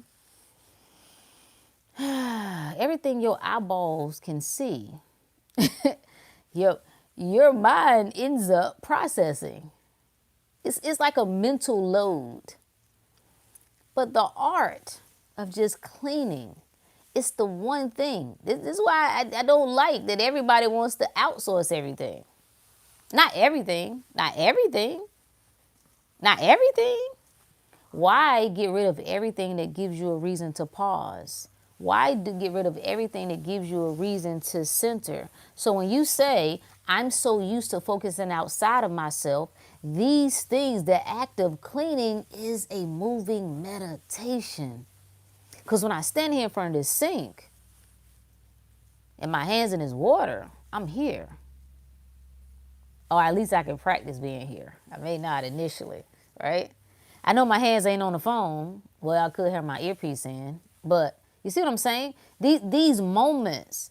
But the bigger part is it's an act of appreciation. I take care of what means something to me, right? It's how I honor. I'm making my own space sacred. I'm making my own space sacred. You see how we want the world to I want the world to present itself better to me. You're not even presenting your own in your own home. That's your humble abode away from everything. There should be order there.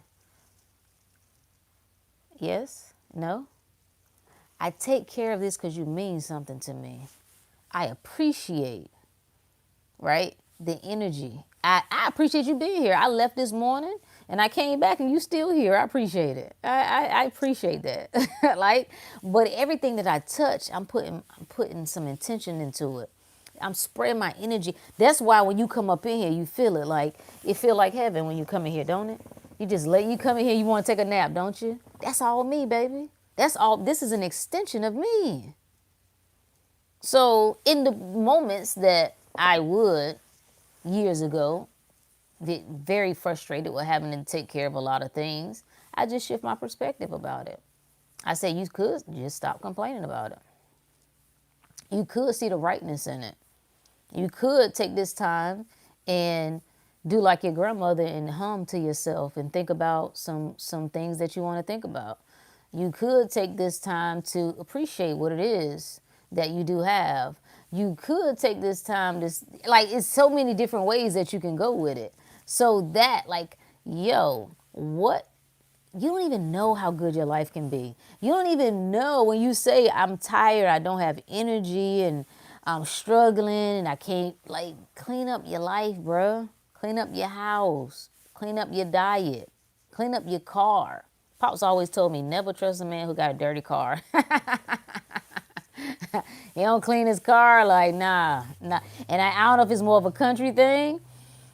Dirty car? Absolutely not. Absolutely not. Why? What's wrong with you, brother? What you got going on? Are you all right? Why you presenting yourself that way has nothing even to do with people's judgment of it. I'm saying, it's like taking care of yourself.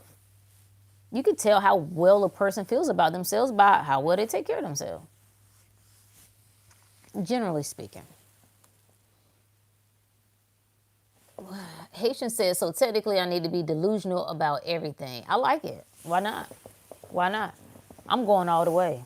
I'm going all the way. I found out I haven't even, I thought I had took it over the top. No, no, no, no, no, no. I'm going all the way. I mean, yeah, listen, to the top, to the top. Ain't nobody going, because who can stop me? I can tell myself whatever I want. I can literally tell myself what. Let me tell y'all what I gave the inner circle this morning. Our word of the day. I ain't playing. You think I'm playing? Huh? You think Big Worm playing about his money? He ain't playing.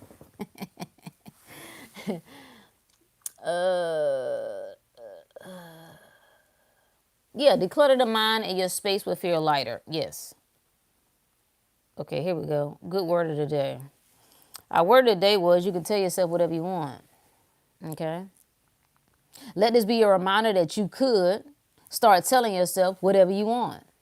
You could tell yourself, I'm the greatest man or woman to ever live. I'm the most powerful force on this planet. I'm the best thing that ever happened to this world. Reality is nothing without me. The sun rises for me. The stars twinkle for me. The moon shines for me. Living is easy. You could start telling yourself life is easy. Life is easy. You could. You keep telling yourself it's hard. You done told yourself that for how many freaking years? Life is easy. I'm a master at it. I'm always in control. I'm always confident, always certain. I always get it right. The entire universe needs me. Money needs me. Love needs me. Success needs me. I'm the magic. I make everything better. And so it is.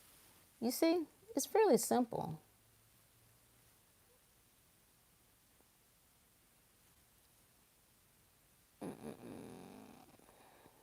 The car part? What's the car part? What did I say? I missed it. Oh. Yeah, you know how we get down, Keita. You know how we get down in the inner circle. You know how we get down. That's the whole. Okay, I give you something else. I give you something else since it's right here.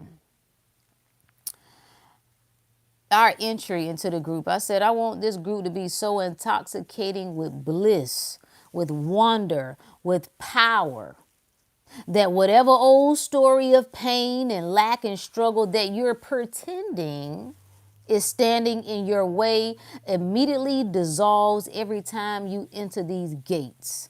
I ain't playing. I'm playing, but I ain't playing. You understand me? More importantly, this group stands as your reminder that the heaven you experience here is simply a reflection of yourself. Huh? I ain't playing. I don't know what y'all here to do. Okay? I don't know what they here to do. That's why I'm not going to back off the things that I give restrictions on. Like certain people I ain't entertaining, certain things I ain't talking about because y'all are stupid. You don't know what you're doing and you are perpetuating what you don't want. So I've been in this online space, let me see, at least like creating stuff. What? At least 10 years? I done seen enough. I'm going to let y'all have at it. I'm going to let y'all fight. Keep working. Keep fighting. More. The system, the white man, the black man, the woman, the man. Rah! I'm doing research right now. I'm doing research right now, so I'm gonna let y'all have at it. Whenever you get tired, we'll be here. Yeah, we'll be here.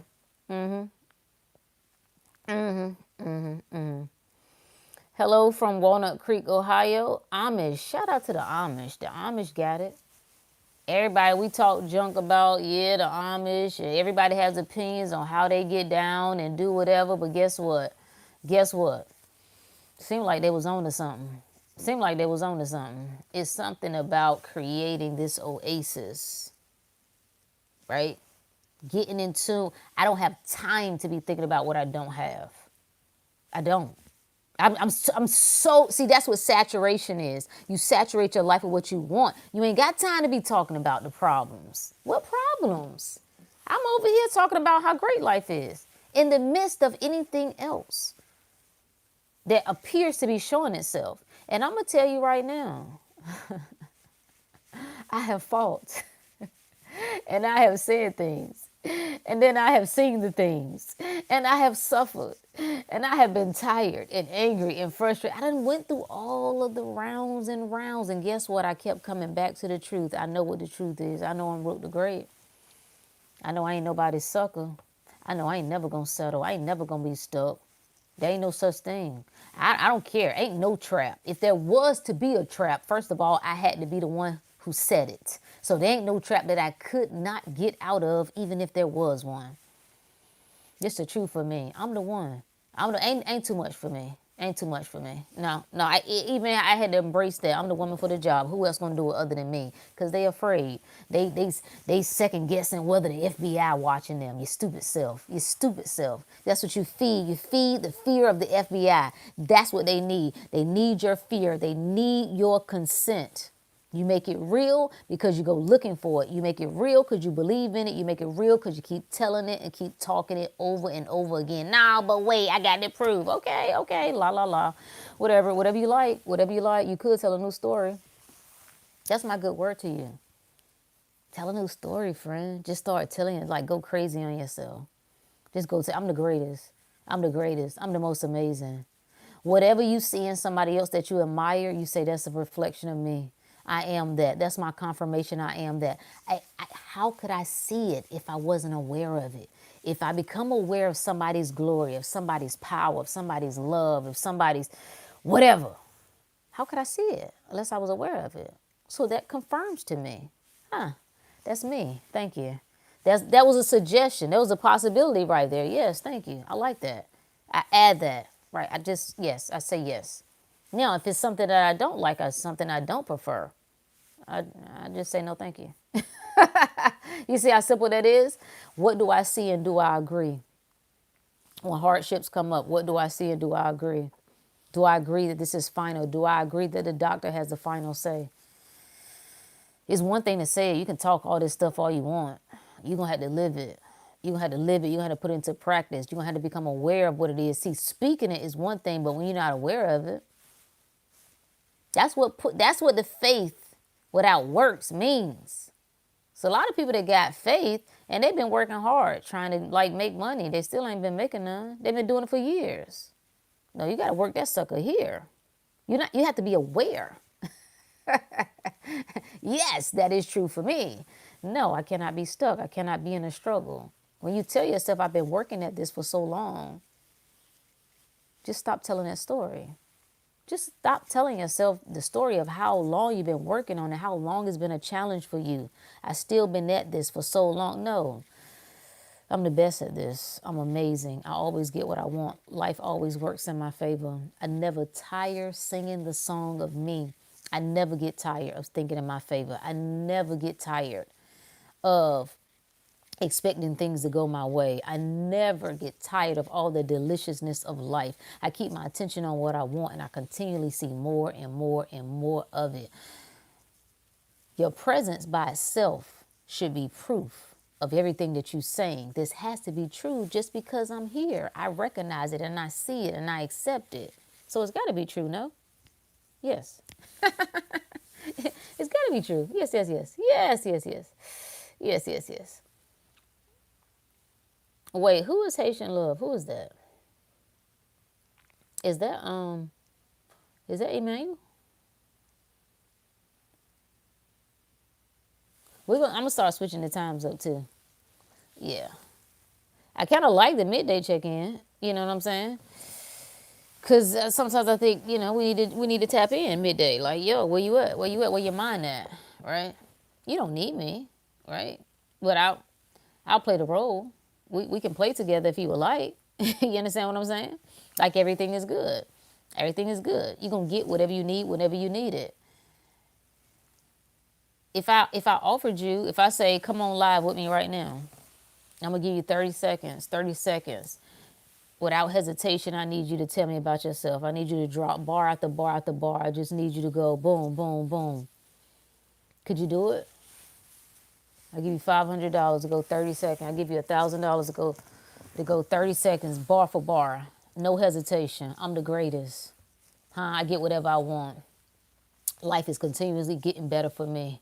I'm the woman for the job. I'm the man for the job. I can't lose. Everything is always working in my favor. I'm the best thing that ever happened to this world. You understand me? I'm the best thing that ever happened to my family. I'm the best thing that ever happened to existence. The sun rises and shines on my rear end. You understand?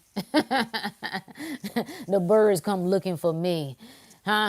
Life is always delicious. I'm in perfect health. I continue to get better and better. I'm always getting what I want. Life is always showing up for me. Life bends to me. Reality has no other choice but to give me what I want. Life continues to get better and better. Everybody is a reflection of me. Put you in, coach? Let's go, Doc. Let's go, Doc. Let's go, Doc. Chad said, I got 50 bars right now. You see what, I want. I got to figure out, let's do this. I want to do this one. I know. I think we can do this now. I think I can share. I think there's this new feature up here. I have to figure out how it works. But you see what I'm saying? It should be so easy. If I ask you, what's the problem in the black community? I bet your ass could go off, couldn't you?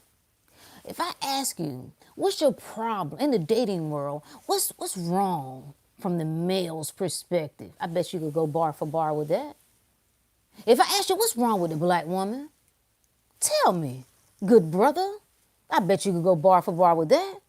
Tell me what's wrong with the system. Tell me what's wrong with capitalism. Tell me what's wrong with democracy.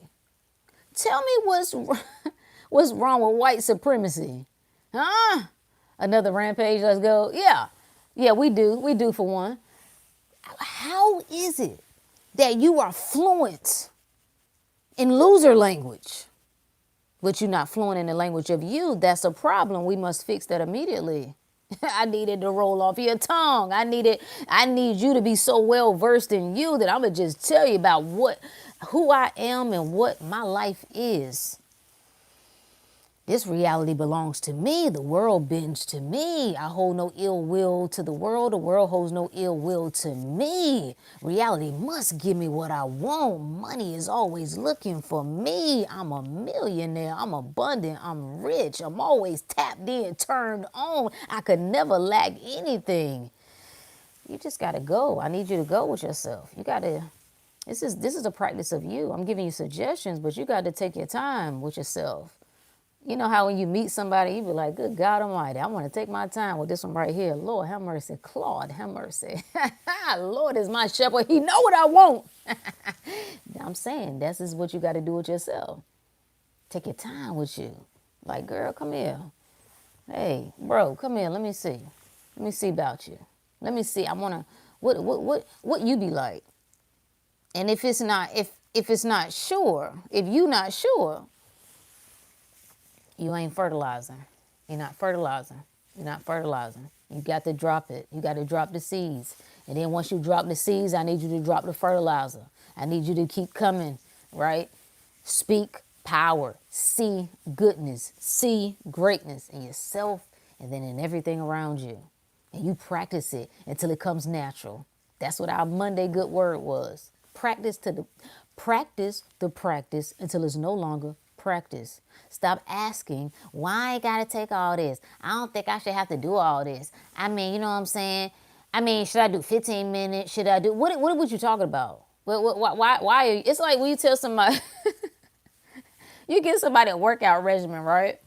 You're like, yeah, you can just start this practice, do 25 jumping jacks, you know what I'm saying? Start off with 25 push-ups, 25 air squats. Okay, just do that 3 times a week. What about if you can only do it 2? What about if you did it 4? What about if you do 10? What about if you traveling? But nigga, can you shut up and stick to the script? We got a problem with shutting up. Shut up. Just shut up and stick to the script. It's like guiding your children, right? That's what I told my daughter. Like, listen. She was like, I thought you said you don't really care about college. I don't, right? So I don't. However, you must finish because you said you wanted to go, right? You also must go because you don't have a plan to do nothing else. You understand? The no college is for people with a plan and you ain't got one. So you're going to have to stick to my plan until you get one. You understand? But you said you wanted to go. I don't care about you graduating in a general sense of things. I don't. It doesn't make me feel one way or the other. I'm not more proud, less proud, none of that. However, you must keep your word to yourself. I'm just saying, that's how I feel about it. I don't care. But you must keep your word to yourself. You must finish what you started. That's what you must do. That's what I'm holding you to. The rest of the crap, girl, please. Whenever you get right in mind, we're gonna ball out. Like, I mean, I think some of us that grew up in the mainstream side of things, who have come out of the mainstream side of things, think we can just thrust our kids like, nah, them niggas need to be right. Just they put them in line. They need to learn discipline and focus. They need to be on a daggone schedule. See, you can venture off once you got a plan and you can venture off. Until then, no, you stick to the script. So some people, yes, you just need to go to school. You need to stick to a regular school. You just need to go to school. You need instructions. You need guidance. And you follow that. You will know once you got to the point where it's time for me to hop off this ride. But when you thrust people out there with no direction, it ain't going to go the way you think. Some minds need guidance, bruh. I can't imagine. I don't know. Especially if they already been in that world. You just gotta like, nah, I'm just saying you ain't gotta do all that. Just be free. What? You telling somebody with no discipline to be free? You telling somebody with no focus to be free? Dangerous. Become a danger to themselves. So put the structure in place until you no longer need the structure. When you can control that thing and you can guide and you can boom, boom, boom, that's what the practice is. Structure. Aha. And it's also a ritual, right? It's something you got to think about. The whole idea of practice to practice until it's no longer a practice is about making it natural to you. It shouldn't feel like a job for you to speak in your power. It shouldn't feel like you doing something. No, I don't believe in that affirmation. What is there to believe in, stupid? It's just you having normal conversations with yourself. You speaking power to yourself. You affirming what is true for you. It's like again, I look at it like it's the song of me. So I can listen to somebody else's music that they made. That's their affirmations. Like they made affirmations about how they see the world and they the baddest and they the this. So I can listen to their affirmations. I can repeat their bars. But when I start speaking to myself, that's a little, I don't know if all that's necessary. Weird wiring there. I don't like it. I don't like it, friend. I don't like it. So, yes. Okay. All right. We do for another rampage. I love it. It turned me on. I love it. Snap you out of anything. You can. What was that? It wasn't that Abraham Hicks that was like, you can get yourself. I think they said they could do it, but I think however they however they phrase it. But the idea was, you could get anybody out of a bad mood or get yourself out of a bad mood in 17 seconds. I don't remember how they arrived at the number 17. Shit probably made up, right? Because everything is made up. It just happens to speak to somebody and then they go with it. 17 probably wouldn't be my number. I like 12 better because I like 12s. You see what I'm saying? So I probably would say, okay, in 12 minutes. I probably wouldn't say that though. I probably would say instantly, but you get what I'm saying. The whole point is, if you start to incorporate this practice that I can do anything, I can get myself out of anything, and you do that until you come into the knowing, oh, I won't never end anything to begin with. So you tell yourself, I can win any battle until you become aware, actually, there is no battle. Oh, tricky. Okay. Well, there is, but there isn't. But there is. Okay. You see? See the difference? It's beautiful. And you just get into this loving commune with yourself. A loving commune with yourself. How can you go wrong when you spend time with yourself? How can you go wrong? No, pain comes from neglecting self. Suffering comes from neglecting self. Suffering comes from lying to yourself. So we talked about tonight in the Bible study the phrase "God damn," right? And why it ruffles people up so much. We looked at the etymology of the word. I don't even really care about that. You can look that up on your own. What does it really mean? If God comes from the word good, spell coming from a word, a telling, or a sermon. I told y'all that people that go to church on that spell. That's what the word, look up the word sermon. It's a spell. Wait, I just got cross. I just got cross-wired right there. How did I jump over to spell? We was talking about goddamn, and I was thinking about God spell. You see how the wires got crossed there? God spell meaning good spell, meaning good word. Okay, we weren't talking about that, Rook. Okay. How do you damn God?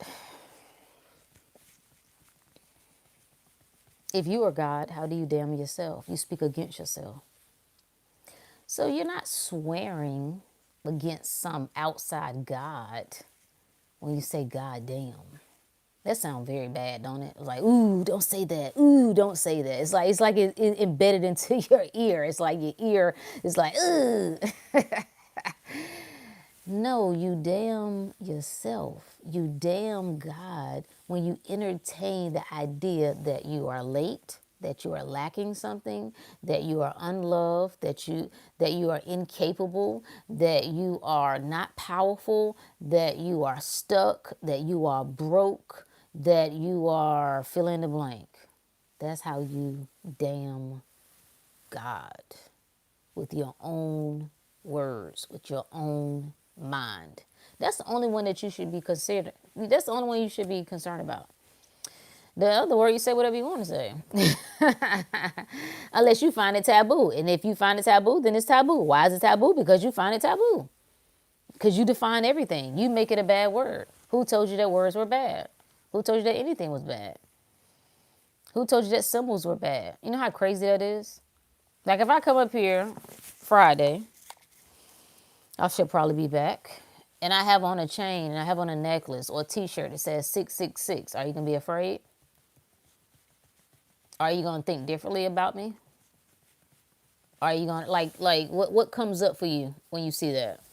Like, she was cool until I saw that. What does it mean?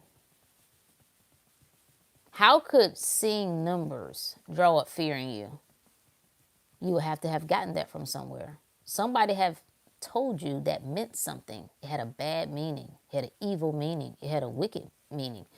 And we have already discovered that evil, EVIL, is just live backwards, which means you go against life, which means you go against self. Evil means error in thinking. So it really doesn't mean anything. See, I could have had it because, let's say I have 6 kids and all of their first name have 6 letters, right?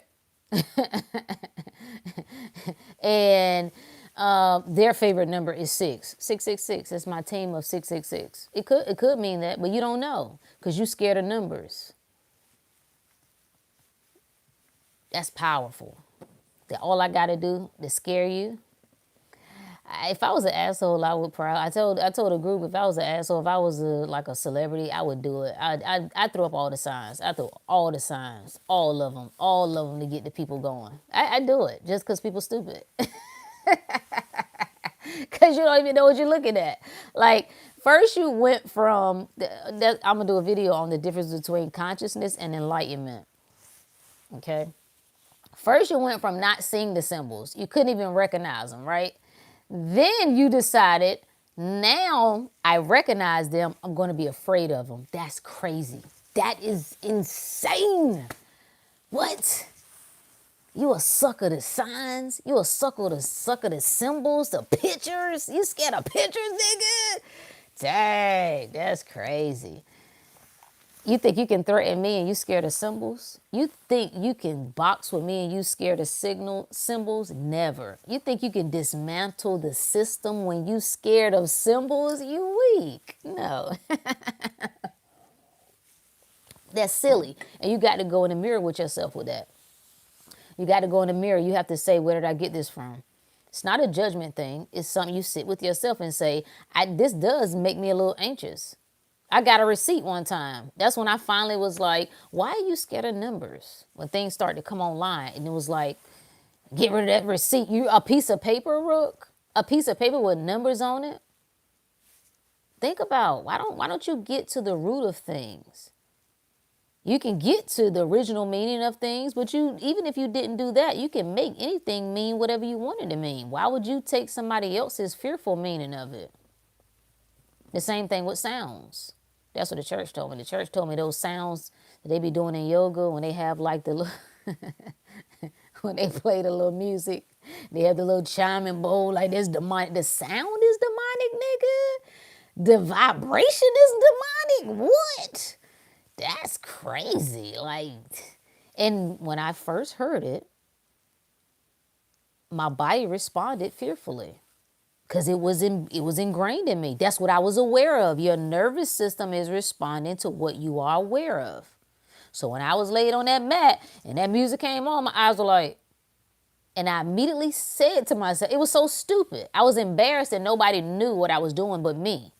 I'm like, do you realize you're afraid of a sound? That's crazy. Where did I get that from? Where did I get that from? It's my birthday.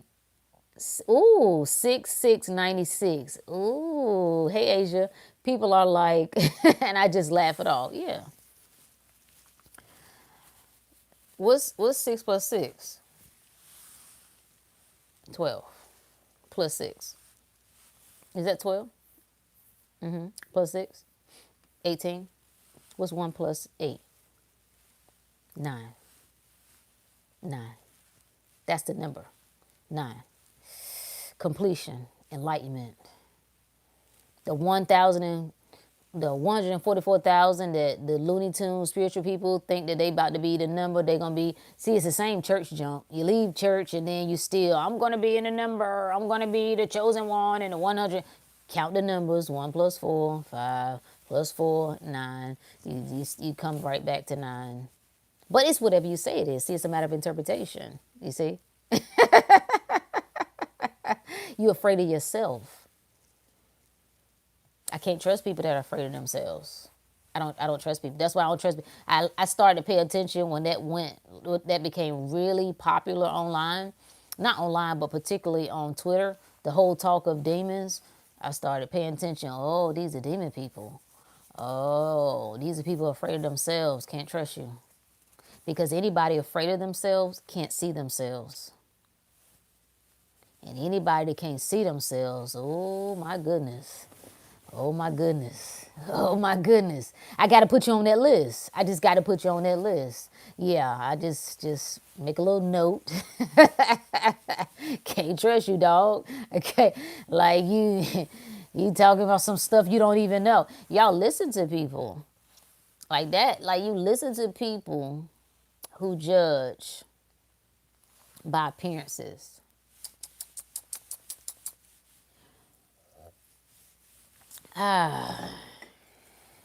You think that I care what other people interpretation of something is?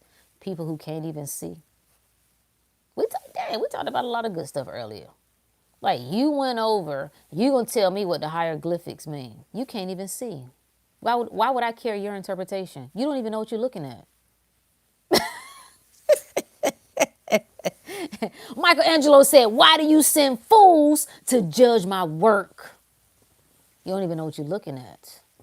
And that's what people are doing with all spiritual texts, spiritual symbols, hell, symbols on television. You don't even know what you're looking at. That's why you're afraid. If you're in a state of fear, you're not in a state of peace. You are the evil one because you're going against life. Yeah. Yeah. You the one. You think they evil. No, you the evil one.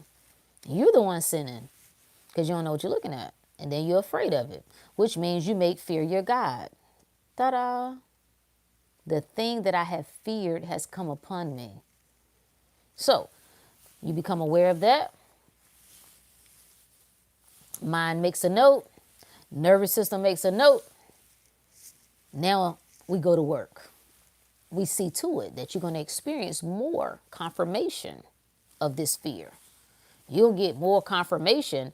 My daughter asked me, did I see something that went viral? I didn't see the junk. It's something about some girl, somebody cut the chicken head off and it was some blood and did somebody's hair. And the people said, don't do her hair because she doing voodoo or something. And then the girl's daughter got sick. All nonsense.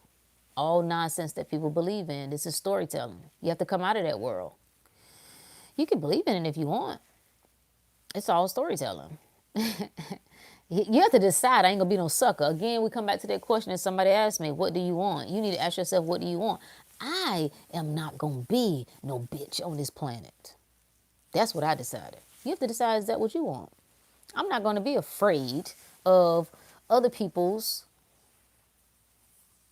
boogeymans, other people's bedtime stories. No. Elise said I likes me a good voodoo story. I do too, because I think they're all. I printed a whole.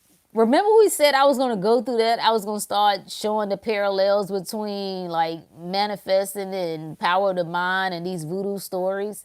And there's a great series. I don't know if it's on the History Channel. Maybe it was on PBS, where they went to some village and they was documenting these stories of them bringing people back to life, which I wouldn't question at all. Of course you can bring people back. Wait, it's not you bringing them back to life per se, right? If every possibility is available, then there's a possibility. If every screen is available, if every reality is available, then what happens if I focus on that reality? If we collectively focus on that reality, then they're not dead now, are they? Well, Rook, that don't make any sense. Exactly. That's why you should disregard it. See? Things don't make any sense, you just disregard it. Or you call it voodoo. Or you say they working some special magic over there. It's all the same thing. There's only one power. There's only one power. It's depending on what you are doing with that power, how you are interpreting that power. But it's just one power. So whatever works. I like all of it. I actually wish I wish the church would figure out. I'm disappointed. I'm disappointed that there are not real healings taking place. I'm like, why are you not like making people walk? Like, I want to see you turn a staff into a snake. I want to see this. Why are you not doing it? Okay, maybe not that, but I'm just saying, like, at least heal your parishioners. At least help them. Like, you can't lay hands and do something. What good are you? I guess trauma bonding. I guess that works too for whoever, whatever. Anyway, it's your mind. That's the moral of the story. You have to come back to yourself. You tell yourself, I can figure out anything. You lean into what calls you, what asks you questions, what says, I wonder how that works. I wonder if that's true or not. That may not be the same questions that come up for me. That means it's on you to answer. It's on you to ponder. It's on you to see. I needed to know. I needed to know how certain people are getting results in certain instances, and then other instances they're not. I needed to know. So then I started saying, okay, let me see. Let me dive into this. I want to know. Some people don't want to know. Some people feel like there's a fear, like the unknown. Know thyself. Hey, Mary. How do you stop being fixated on one person or thing? Put your attention on something else. And you continue to do it even as you feel your mind pulling. You don't fight it, right? You don't make it wrong. Let's say you want to stop thinking about somebody.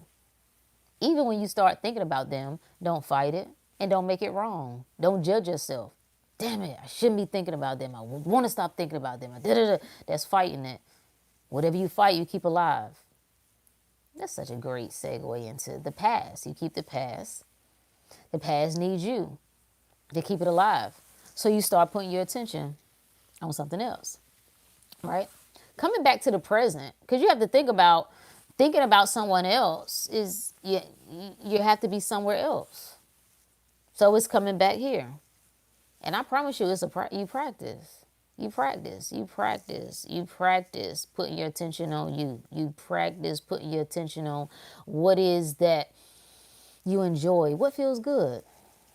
Do you like being outside? Do you like children? Do you like being around the elderly? Do you like walking? Do you like birds? Do you like rocks? Do you like so much of this process is we have abandoned ourselves completely. So it seems like we're being pulled and yanked. Our mind is pulling us this way and this way and this way and this way and this is happening. This is happening. What do I like? That's what brings you to the present. Because you fully engaged. I really enjoy this. Do I enjoy a good book? Do I enjoy, like I said, being outside, exercise? And you just incorporate a practice.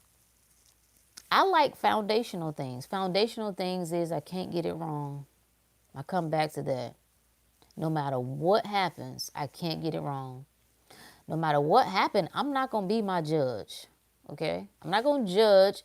I keep thinking about something. Now, let me just say this. I arrive here after I've done the opposite of what I'm just saying. That's how I got to this point. Why? Because I would fight. I'd fight it. And then I'd try to force. I'd try to just tell myself. And then I'd soak. And I get tired of thinking about a thing. I want to think about this thing no more. I'm just tired of thinking about this. I want to be over with this. I want to be done with this. And guess what? It'd be right there. Hey, girl. Hey.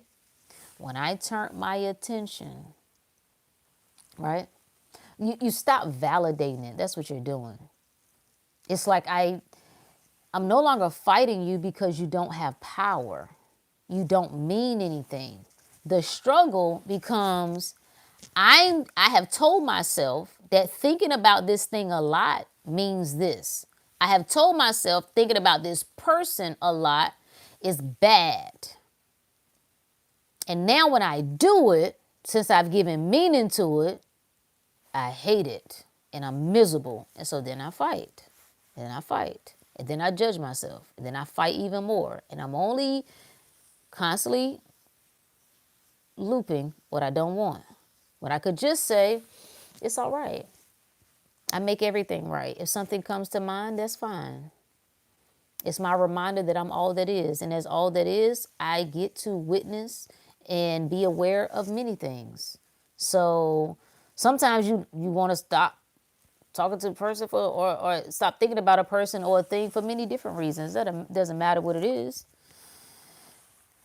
You could just tell yourself, I no longer have to think about this. Let's say it's a worry. You're thinking about it because you're worried. You just affirm to yourself, I no longer have to worry about this. I know they're good. I know they're okay. I know they're taken care of. I know they're safe. I know they're protected. I know there's no issue.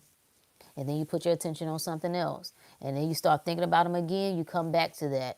It's like this little gentle pat you're giving yourself. It's like you're soothing yourself as a child. Like, it's all right. It's cool. No, it's fine. No, I don't have to stress. No, I don't have to worry. And you just practicing this until it becomes just normal. It becomes a default. That's all. Yeah. But you can, and then you tell yourself, I can stop really thinking about. That's why I like, again, come back to the foundational things. I can control my attention. I control my thoughts. I can stop thinking about anything. I can stop focusing on anything. I can direct my attention in any way. I'm not in a struggle. I'm not in a fight. Nothing has more power over me than I have over it. I'm good. I got it. All those. Just whatever feels right, but turning your attention. Just turning your attention. Not trying to fight, but turning your attention. That's the same thing with the world. Every comment that I get or question I get about, but so much is going on in the world. How do you know? Unless your attention is there. Well, so much is going on. How do you even know? Like, again, you don't even know if I ask you right now what's going on 3 miles down the road. You don't know. So how could you know what's going on in another city, another state, another country? You don't know. You may know what's being reported. You may know what someone else is giving an account of based on their perspective, possibly their experience, if they're actually there, but you don't know. Turn your attention from it. You have to turn your attention from it. I can rest now. I don't have to worry. I know I live in a safe world. I know I'm always taken care of. I know I'm connected to all that is because I am all that is. I know if there was something that I needed to bring my attention to, that I needed to be aware of, I would. The question comes up like when we were back in the 80s and 90s, I saw the bad accident where the young kid got hit by the car that was speeding through the neighborhood. And everybody was talking about the kid being outside by himself. He was right in front of the house. I mean, granted, they lived in front of a very busy street. But we were out all the time by ourselves. Down the street, in the woods, all day, for hours. Like, that was normal. That was like your friend come with the bikes in the morning and we gone. Like, we all in riding everywhere, stopping at their house, going to the corner store. Like, that was what? That was normal. It only became a problem when it became a problem. That's this whole game of awareness, right? Hey, Rolanda. This whole game of awareness, people think they're doing very good work making people aware, but what are you making them aware of? You're not making them aware of their power. You're making them aware of their weakness, their vulnerability. You're making them aware of danger. You're making them aware of illness. And then when you do your little funky little awareness campaign, guess what happens after that? Oh, ever since we started this, we've had so many more accounts of this, and then we've been able to help this. You created it, stupid. You created it. Well, congratulations. You created the problem, and then what? You solved the problem? I guess. That's one way. I guess. So, everything's a matter of perspective. Like, everything is it's a problem maybe now, but at one point it wasn't a problem. Because at one point there wasn't a fear. The more we know, unfortunately, for most people, the more we become afraid of. That's the difference between youth. When people say, and I was talking to my daughter about this the other day, it's like, yo, when you're young, you got to just run on the ideas. Ideas come to you, you got to act on them because you got the energy. Why? Why do you think the youth have more energy? What they accept, not counting that they ain't in as horrible a shape as the older folks because they done ate more and done more and beat their body up more. That part aside, what do you think more? Because they don't know as much as you. Yeah. See, the more you know, the more you become afraid of. The more you consider. See, when I used to be on the road driving like a maniac, I ain't had no fear. I had no thought of, well, that could happen and you could do that. And I consider myself to be a pretty good driver when I was like 18, 19. So it's like, what are you talking about? Just zooming and like, would I drive like that now? Do I drive like that now? No. Right? Why? Because you start considering. I consider this. What does consider mean? You bring things to mind. The consequences. I talked about going to like the parks, the amusement parks. Why don't older people have fun? They don't want to get on the roller coaster. Why? Because they're considering the cost. They're considering the risk. What could go wrong? We're up this high. What if this falls off? What if this? No, when you're young, you don't consider all of that. You more locked in here. You're not aware. See, that's the game with awareness. People get mixed up. People get so excited about enlightenment and awakening, because it's like, I'm aware of all the best. I'm aware of heaven. But awareness is not just the part you like. It's everything. That's the game of duality, right? You're not just seeing one perspective. So you become aware of all of it. What's supposed to happen is the recognition that, oh, I can choose. So although I'm now aware of the dark and the light, as awareness, everything depends on the story that I tell about what I see. Ugh, God, that's so good. So I don't have to fight anything. I can feel anything. I can do anything. Right? Rolanda said, I became obese and lost the weight and sold my plan in an ebook. Okay, I like it. I unconsciously created that problem by gaining weight. But then again, I solved it by losing the weight and turning it into a profit. I like it. That's why everything is right. That's why if you do find yourself in whatever condition that you find yourself in, you make it right. If you don't feel like you're in the best of health, when you don't feel like you're sick, my mother told me that. It was interesting to hear her speak from that perspective. She was like, you've been able to help me and many others because of you experiencing illness, you getting sick, and figuring out how to help yourself is what has allowed you to help others. True story. Yes. But if I get sick and turn it into a prison of woe is me and life ain't fair and I shouldn't have to deal with this and I'm always one thing after another and you don't know what it's like, and the opportunity right there, it's just like, hey, take what is offered and use it. Make everything right. Make everything right. Make everything useful. No matter what you've done, no matter what your body look like, no matter what condition you're in, if you make everything right for you, everything works for my good. All things work together for good to him who serve the Lord and are called according to his purpose. That's what Romans 8:28 says.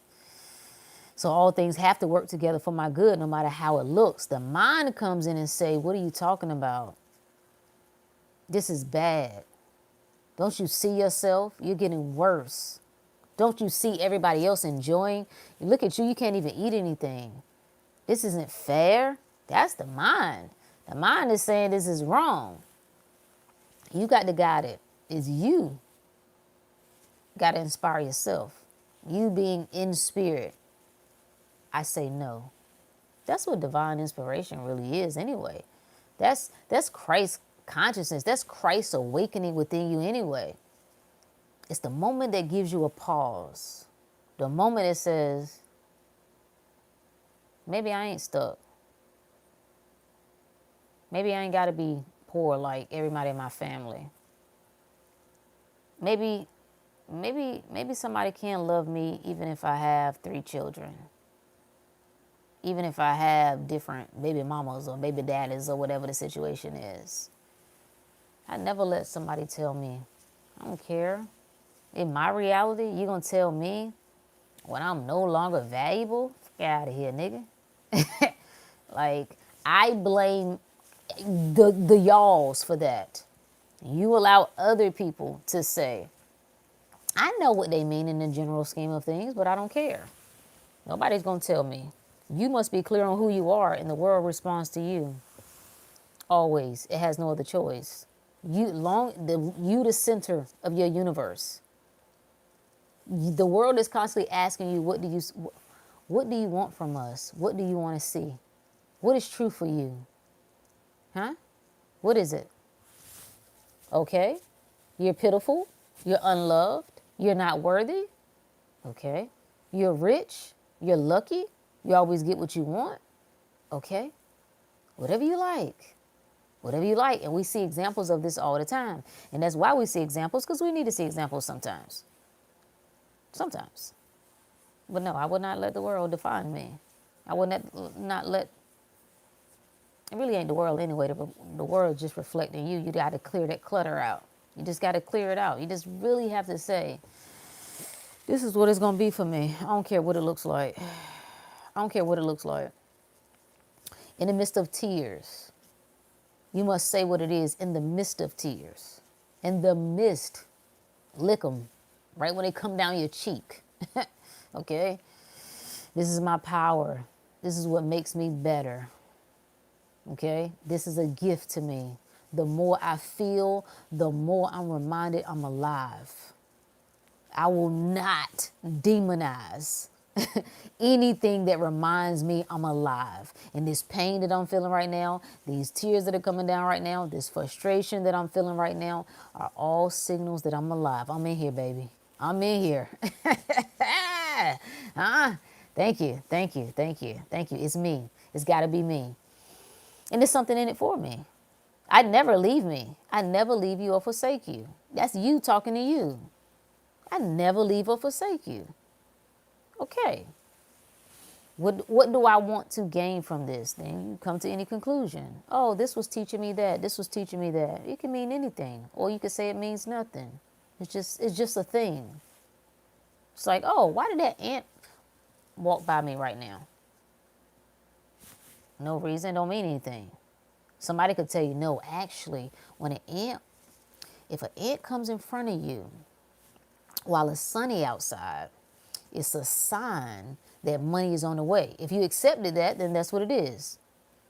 You get in the car, you check your Cash App, your friend Cash App you $50. You like, oh my God, the ant. Let me tell everybody, listen, when an ant come across you when the sun is out, bruh, you go, money's on the way. I like it. There's nothing wrong with it. I'm going to take it. If it's good, if it's delicious, I'm going to take it. I'm going to take it. Now, if you start telling me it's bad luck and it means something like, no. What's up, Michael? 37-year-old male still living with his mom.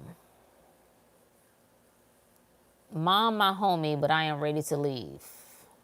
Then leave. It's time. If you're ready to leave, then it's time. I love your videos. I know it's possible to leave and be independent by September. You just make the decision. You make the decision, I'm ready. You know it's time. You got to explore. Man is always called to adventure. Just got to explore. It's time to go. Figure out where you want to go. For me, these last major changes I've gone through, I didn't even know where I wanted to go. It was like, it was a blank slate. It was like, what do I do now? Where do I go? I don't know. So some people want to know all the answers and try to figure everything out. I was like, yo, what we gonna do? Let me know. That's me talking to myself. Let me know what the move is. Because I really didn't know. Because I was like, I can go anywhere. I can move anywhere. I don't have anything holding me to any one place. As long as I got the internet, I can work. Where do we go from here? I don't know. So it's a trusting. You start thinking about what it is that you want to do. All right, think about where you want to go. But don't delay living. That's what I would say to everybody. This whole idea that you constantly wait, don't listen to these people. Don't listen to these people online that's telling you like, you're supposed to have it all figured out. Just come right out your mother's womb. You better be in a great family. They better teach you everything about money. They better teach you everything about love. They better have taught you everything about health. They better taught you everything about life. You better automatically know how to start your own business. You better, or else be, I don't know, go into STEM, be a doctor or something and make a crazy amount of money. You better wisely know how to vet and choose the right person. You only get one shot at it, okay? Or else you trash. You get one shot. And then you better get with that person. You better be happy with them for the rest of your life. What? I mean, I like that. I know we have examples of that, and that's beautiful. But what? Y'all are boring. And that's why you don't have nothing to tell. You have nothing to talk about because you're boring. You're afraid to live, right? You're afraid to get out and explore and try and see and get things wrong and it look ugly and dirty and whatever. It keeps you paralyzed. And it keeps you paralyzed because you're paying attention to what other people say, man. Live free. I'm going to do whatever I want. That's what I decide. I'm going to do whatever I want. Like, I don't care. I got probably like a 12% filter still left. Yeah, I got a little buffer. If I went all the way, I would delete this existence. I would change my whole name, and the people who know me would never talk to me ever again. I'd go full throttle. A part of me is like, it's tempting. It's tempting. But I keep that filter there for now. For now. But I just do a whole swipe. Like, I just completely start a whole new life. Like, I don't need to talk to anybody else. I'm good. Rolando said, I've noticed everything is literally helping me. Ooh, ooh, ooh. I like the sound of that. Did y'all hear that? Did y'all hear that? Let that just simmer. Everything is literally helping me. That's a great affirmation. Everything is always at my beck and call. Everything is always in service to me. Life is always helping me. Life is always asking me, how can I be of service to you? Ooh, turn me on. I went into a car dealership and I felt like they were giving me a hard time. But I said in my mind, give me the keys to the car right now. Authority. The salesman gave me the keys to the car with no money down. Everybody and everything must either obey and help or get out of my way. You see what I'm saying? You got to give me what I want. Everybody got to clear out. I don't have no problems. I don't have no problems. The only time I've ever had problems is when I've thought about having problems. Every time when I try to think about how do I deal with a difficult person, guess what I was doing? Entertaining problems.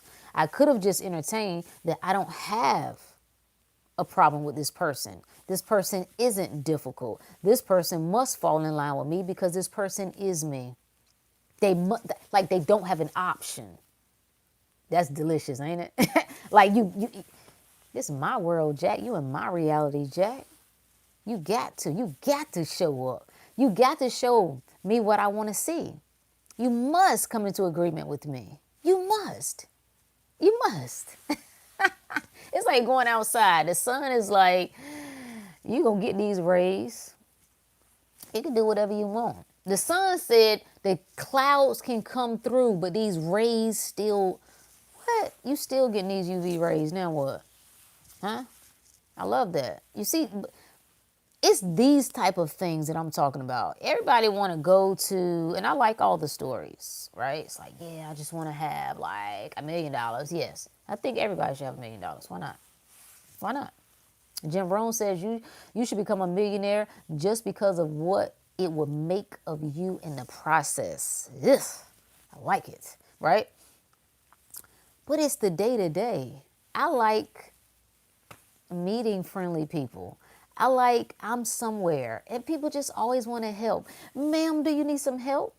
Now, one version of me who has not been very good at receiving is like, no. I used to always say that. No, that's why I lift weights so I can carry my own groceries. Thank you very much.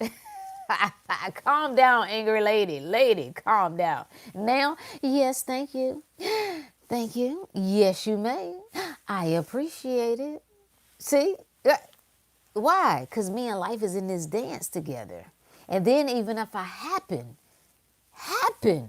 randomly, strangely, to see some sort of foolishness, I know, no, not for me.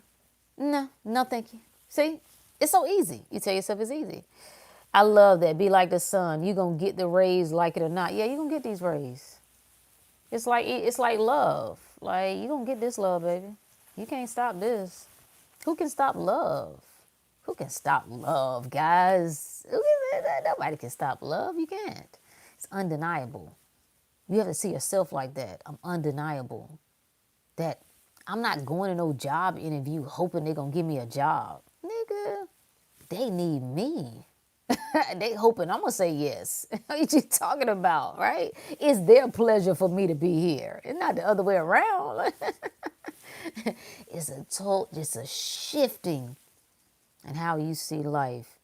I'm no longer in the passenger seat. I'm no longer in the back seat. I'm no longer in the trunk. Some of us have been in the trunk. No, I'm in the driver's seat. Okay? And I get what I want. And I feel good about it. And when I go to sleep, I just start, like, the whole practice of veering into the light. That's it. I've practiced veering into the dark. I've practiced seeing the demons. I've practiced seeing the monsters. I've practiced being afraid of them. Okay? Now I'm saying, okay, I got that down. I got that. I think I'm pretty good in that.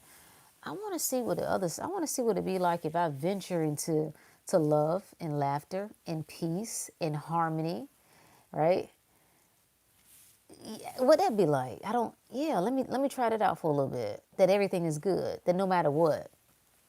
Like, had a good example of this yesterday. My daughter was all worked up. She's trying to get some stuff at DMV and da da da. I was like, relax. Now they're saying the system is down. It don't matter. Then that frees you up to go and do something else. You tell yourself, by the time I circle back, everything is resolved. It's a reason. It's a reason that you need to leave there. You tell yourself everything is good for you. So if I have to leave this place right now, it must be good for me. Okay, thank you. I'm gonna go ahead and leave here now. It's something else I have to tend to that's waiting for me. Okay, great. It's just a shift in perspective. It lifts this load of carrying the burden and being mad at life and then that I used to do. Oh God, I used to be so terrible at that. Just get on the phone, girl. Let me tell you, let me tell you. I'm up here at this damn DMV. You ain't gonna believe this. I don't wanna. I don't wanna. Like why? There's no problem. I come in peace, they come in peace. I don't even complain about them always being full and they got rude people there and the lines are so long. No, no, no, no, no. I don't live in that world anymore. No, I never have to wait. And I promise you, the last couple of times I've went, I haven't have to wait. I walk right in, like they've been waiting for me. The world is always waiting for me.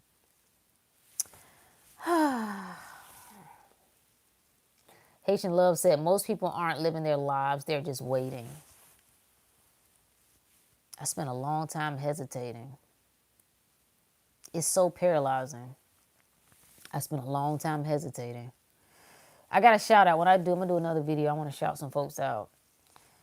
And one of my good peeps up here on YouTube, we had chop it up from time to time. And they asked me that several years ago when we talked. And, and I'm inspired and I'm talking about what I want to do and how I'm seeing things and so on and so forth. And I was like, I can't be contained right now. I was still being contained, but I was just like, nah, I can't be contained right now, right? I just had to jump. And they were like, are you sure? Are you sure you've jumped? And that question haunted me. Oh, it haunted me for years. It was about 5 years, I think, before I actually jumped. But it haunted me. I kept asking myself, Rook, have you jumped? I knew the answer. See, if you got to ask the question, you already know the answer. I was like, damn. Hesitation. Knowing what to do, but won't do it. Knowing what to do, but won't do it. Knowing when it's time. Knowing what's right before you. And you're so stuck in the old story. That's what I'm saying. You have to start telling this before your body gets there. Before even your mind comes into agreement. You must take control. You, behind all of this, takes control and say, I'm not afraid. I always choose myself. I never hesitate in choosing myself. I never hesitate in moving when I know I need to move. I never hesitate in making decisions, right?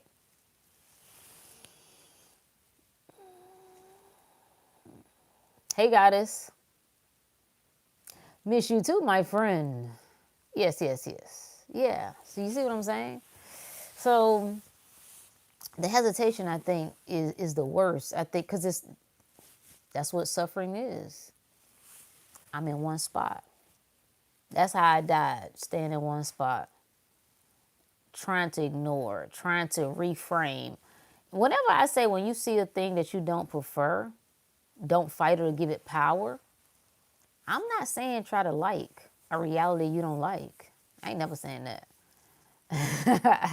If you don't like it, you don't like it. No, no, no, no, no, no, no, no, no. I'm not saying try to work your way around a reality that's not your preference. I'm saying turn your attention from that reality. You start dialing in on a reality that you want. Dial in on that. I dial in on that. Cause I don't know how you fix what you don't like. That sounds like work and effort. It sounds hard. It sounds like a fight. No. If I already have the desire for this ideal thing, that says to me it already exists. Okay. Because that's a thought, right? That's a mental picture. Everything is energy. That means there's energy. Science says energy can't be created and it can't be destroyed, which must mean it's already existing. So I just dial in on it. This is the truth for me. I'm never stuck. I'm never living. I'm in a world where I got my ideal people. I got my ideal scenario. I got my ideal house, ideal neighborhood, ideal network. I don't, and I just keep turning my attention there.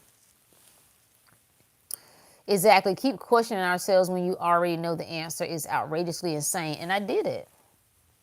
Well, actually, I've been an avoidant. That was kind of my my beverage of choice. Is like, because I thought it was more about being grateful. Like, if you would just focus on being grateful, Rook, I think that's why it gives me a bad taste in my mouth right now.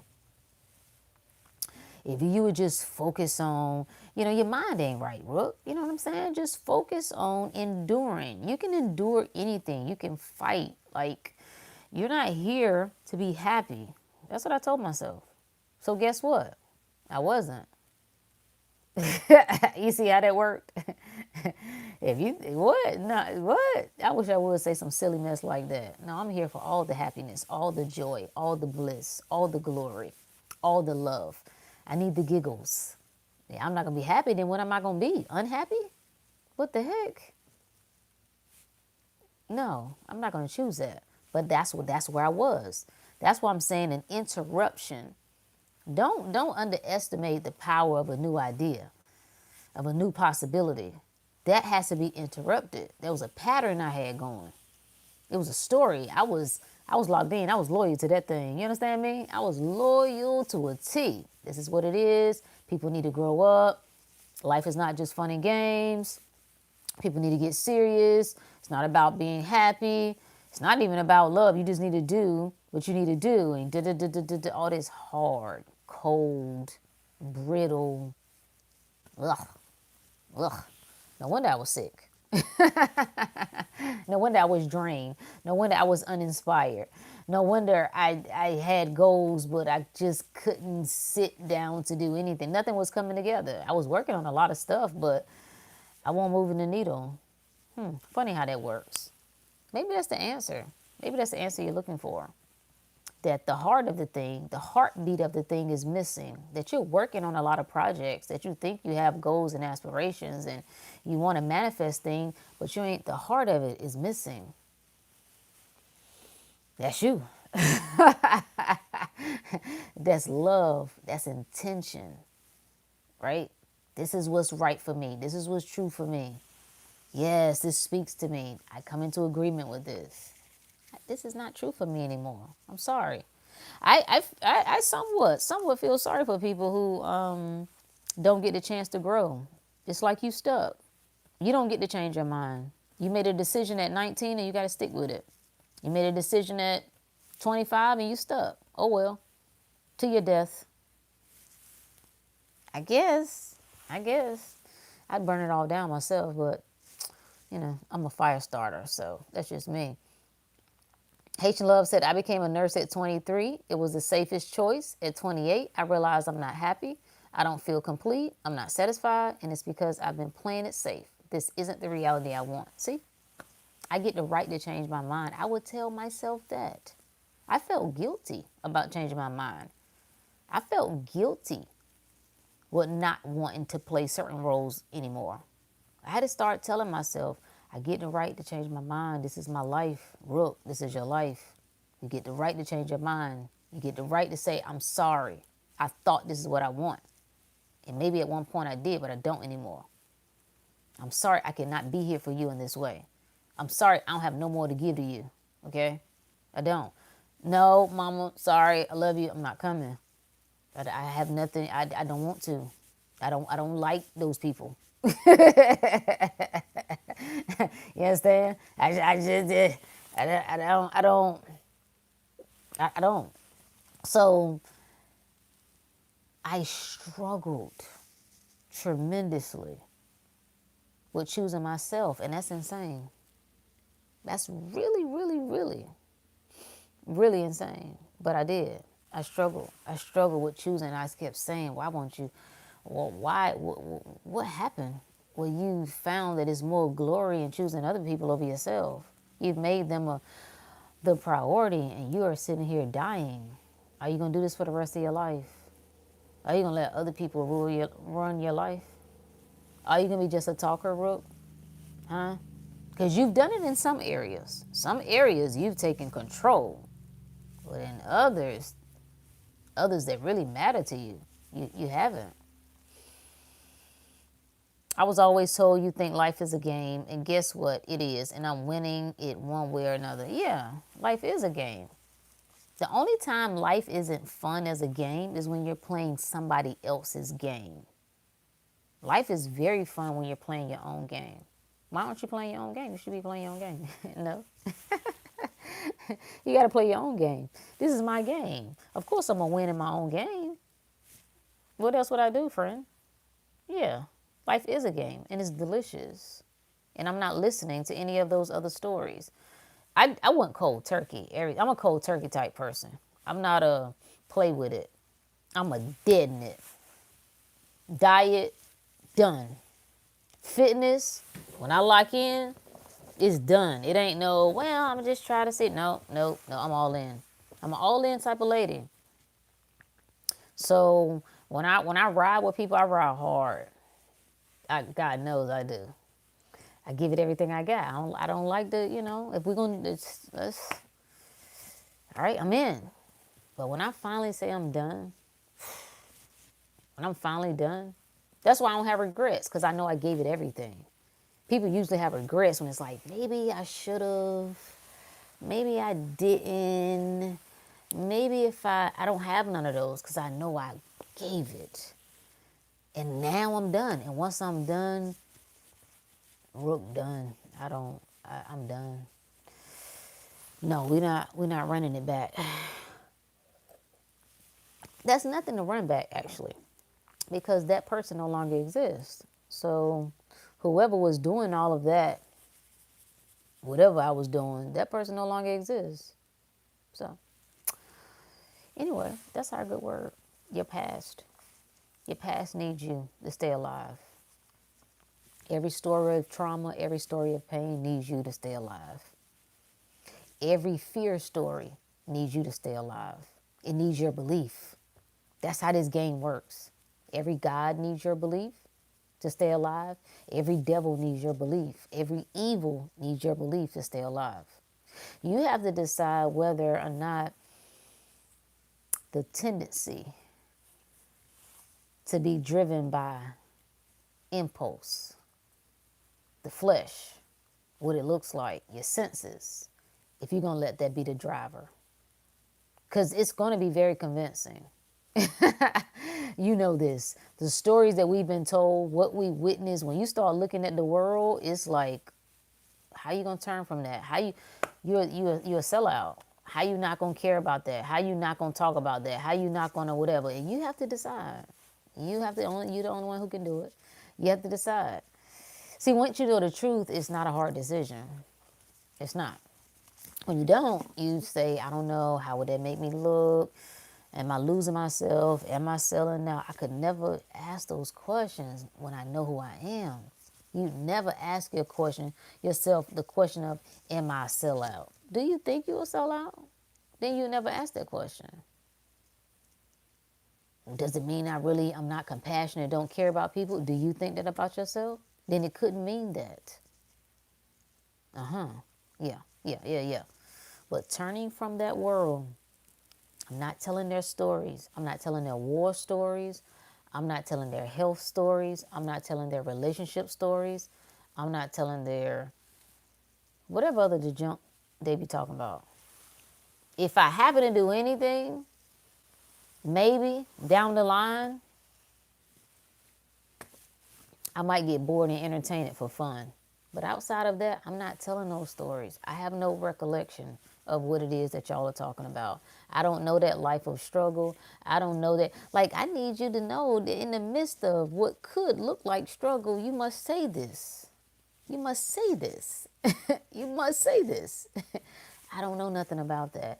I don't know nothing about unfaithful men. Even if you've dealt with a lot of unfaithful men, I'm done with that. That's one possibility.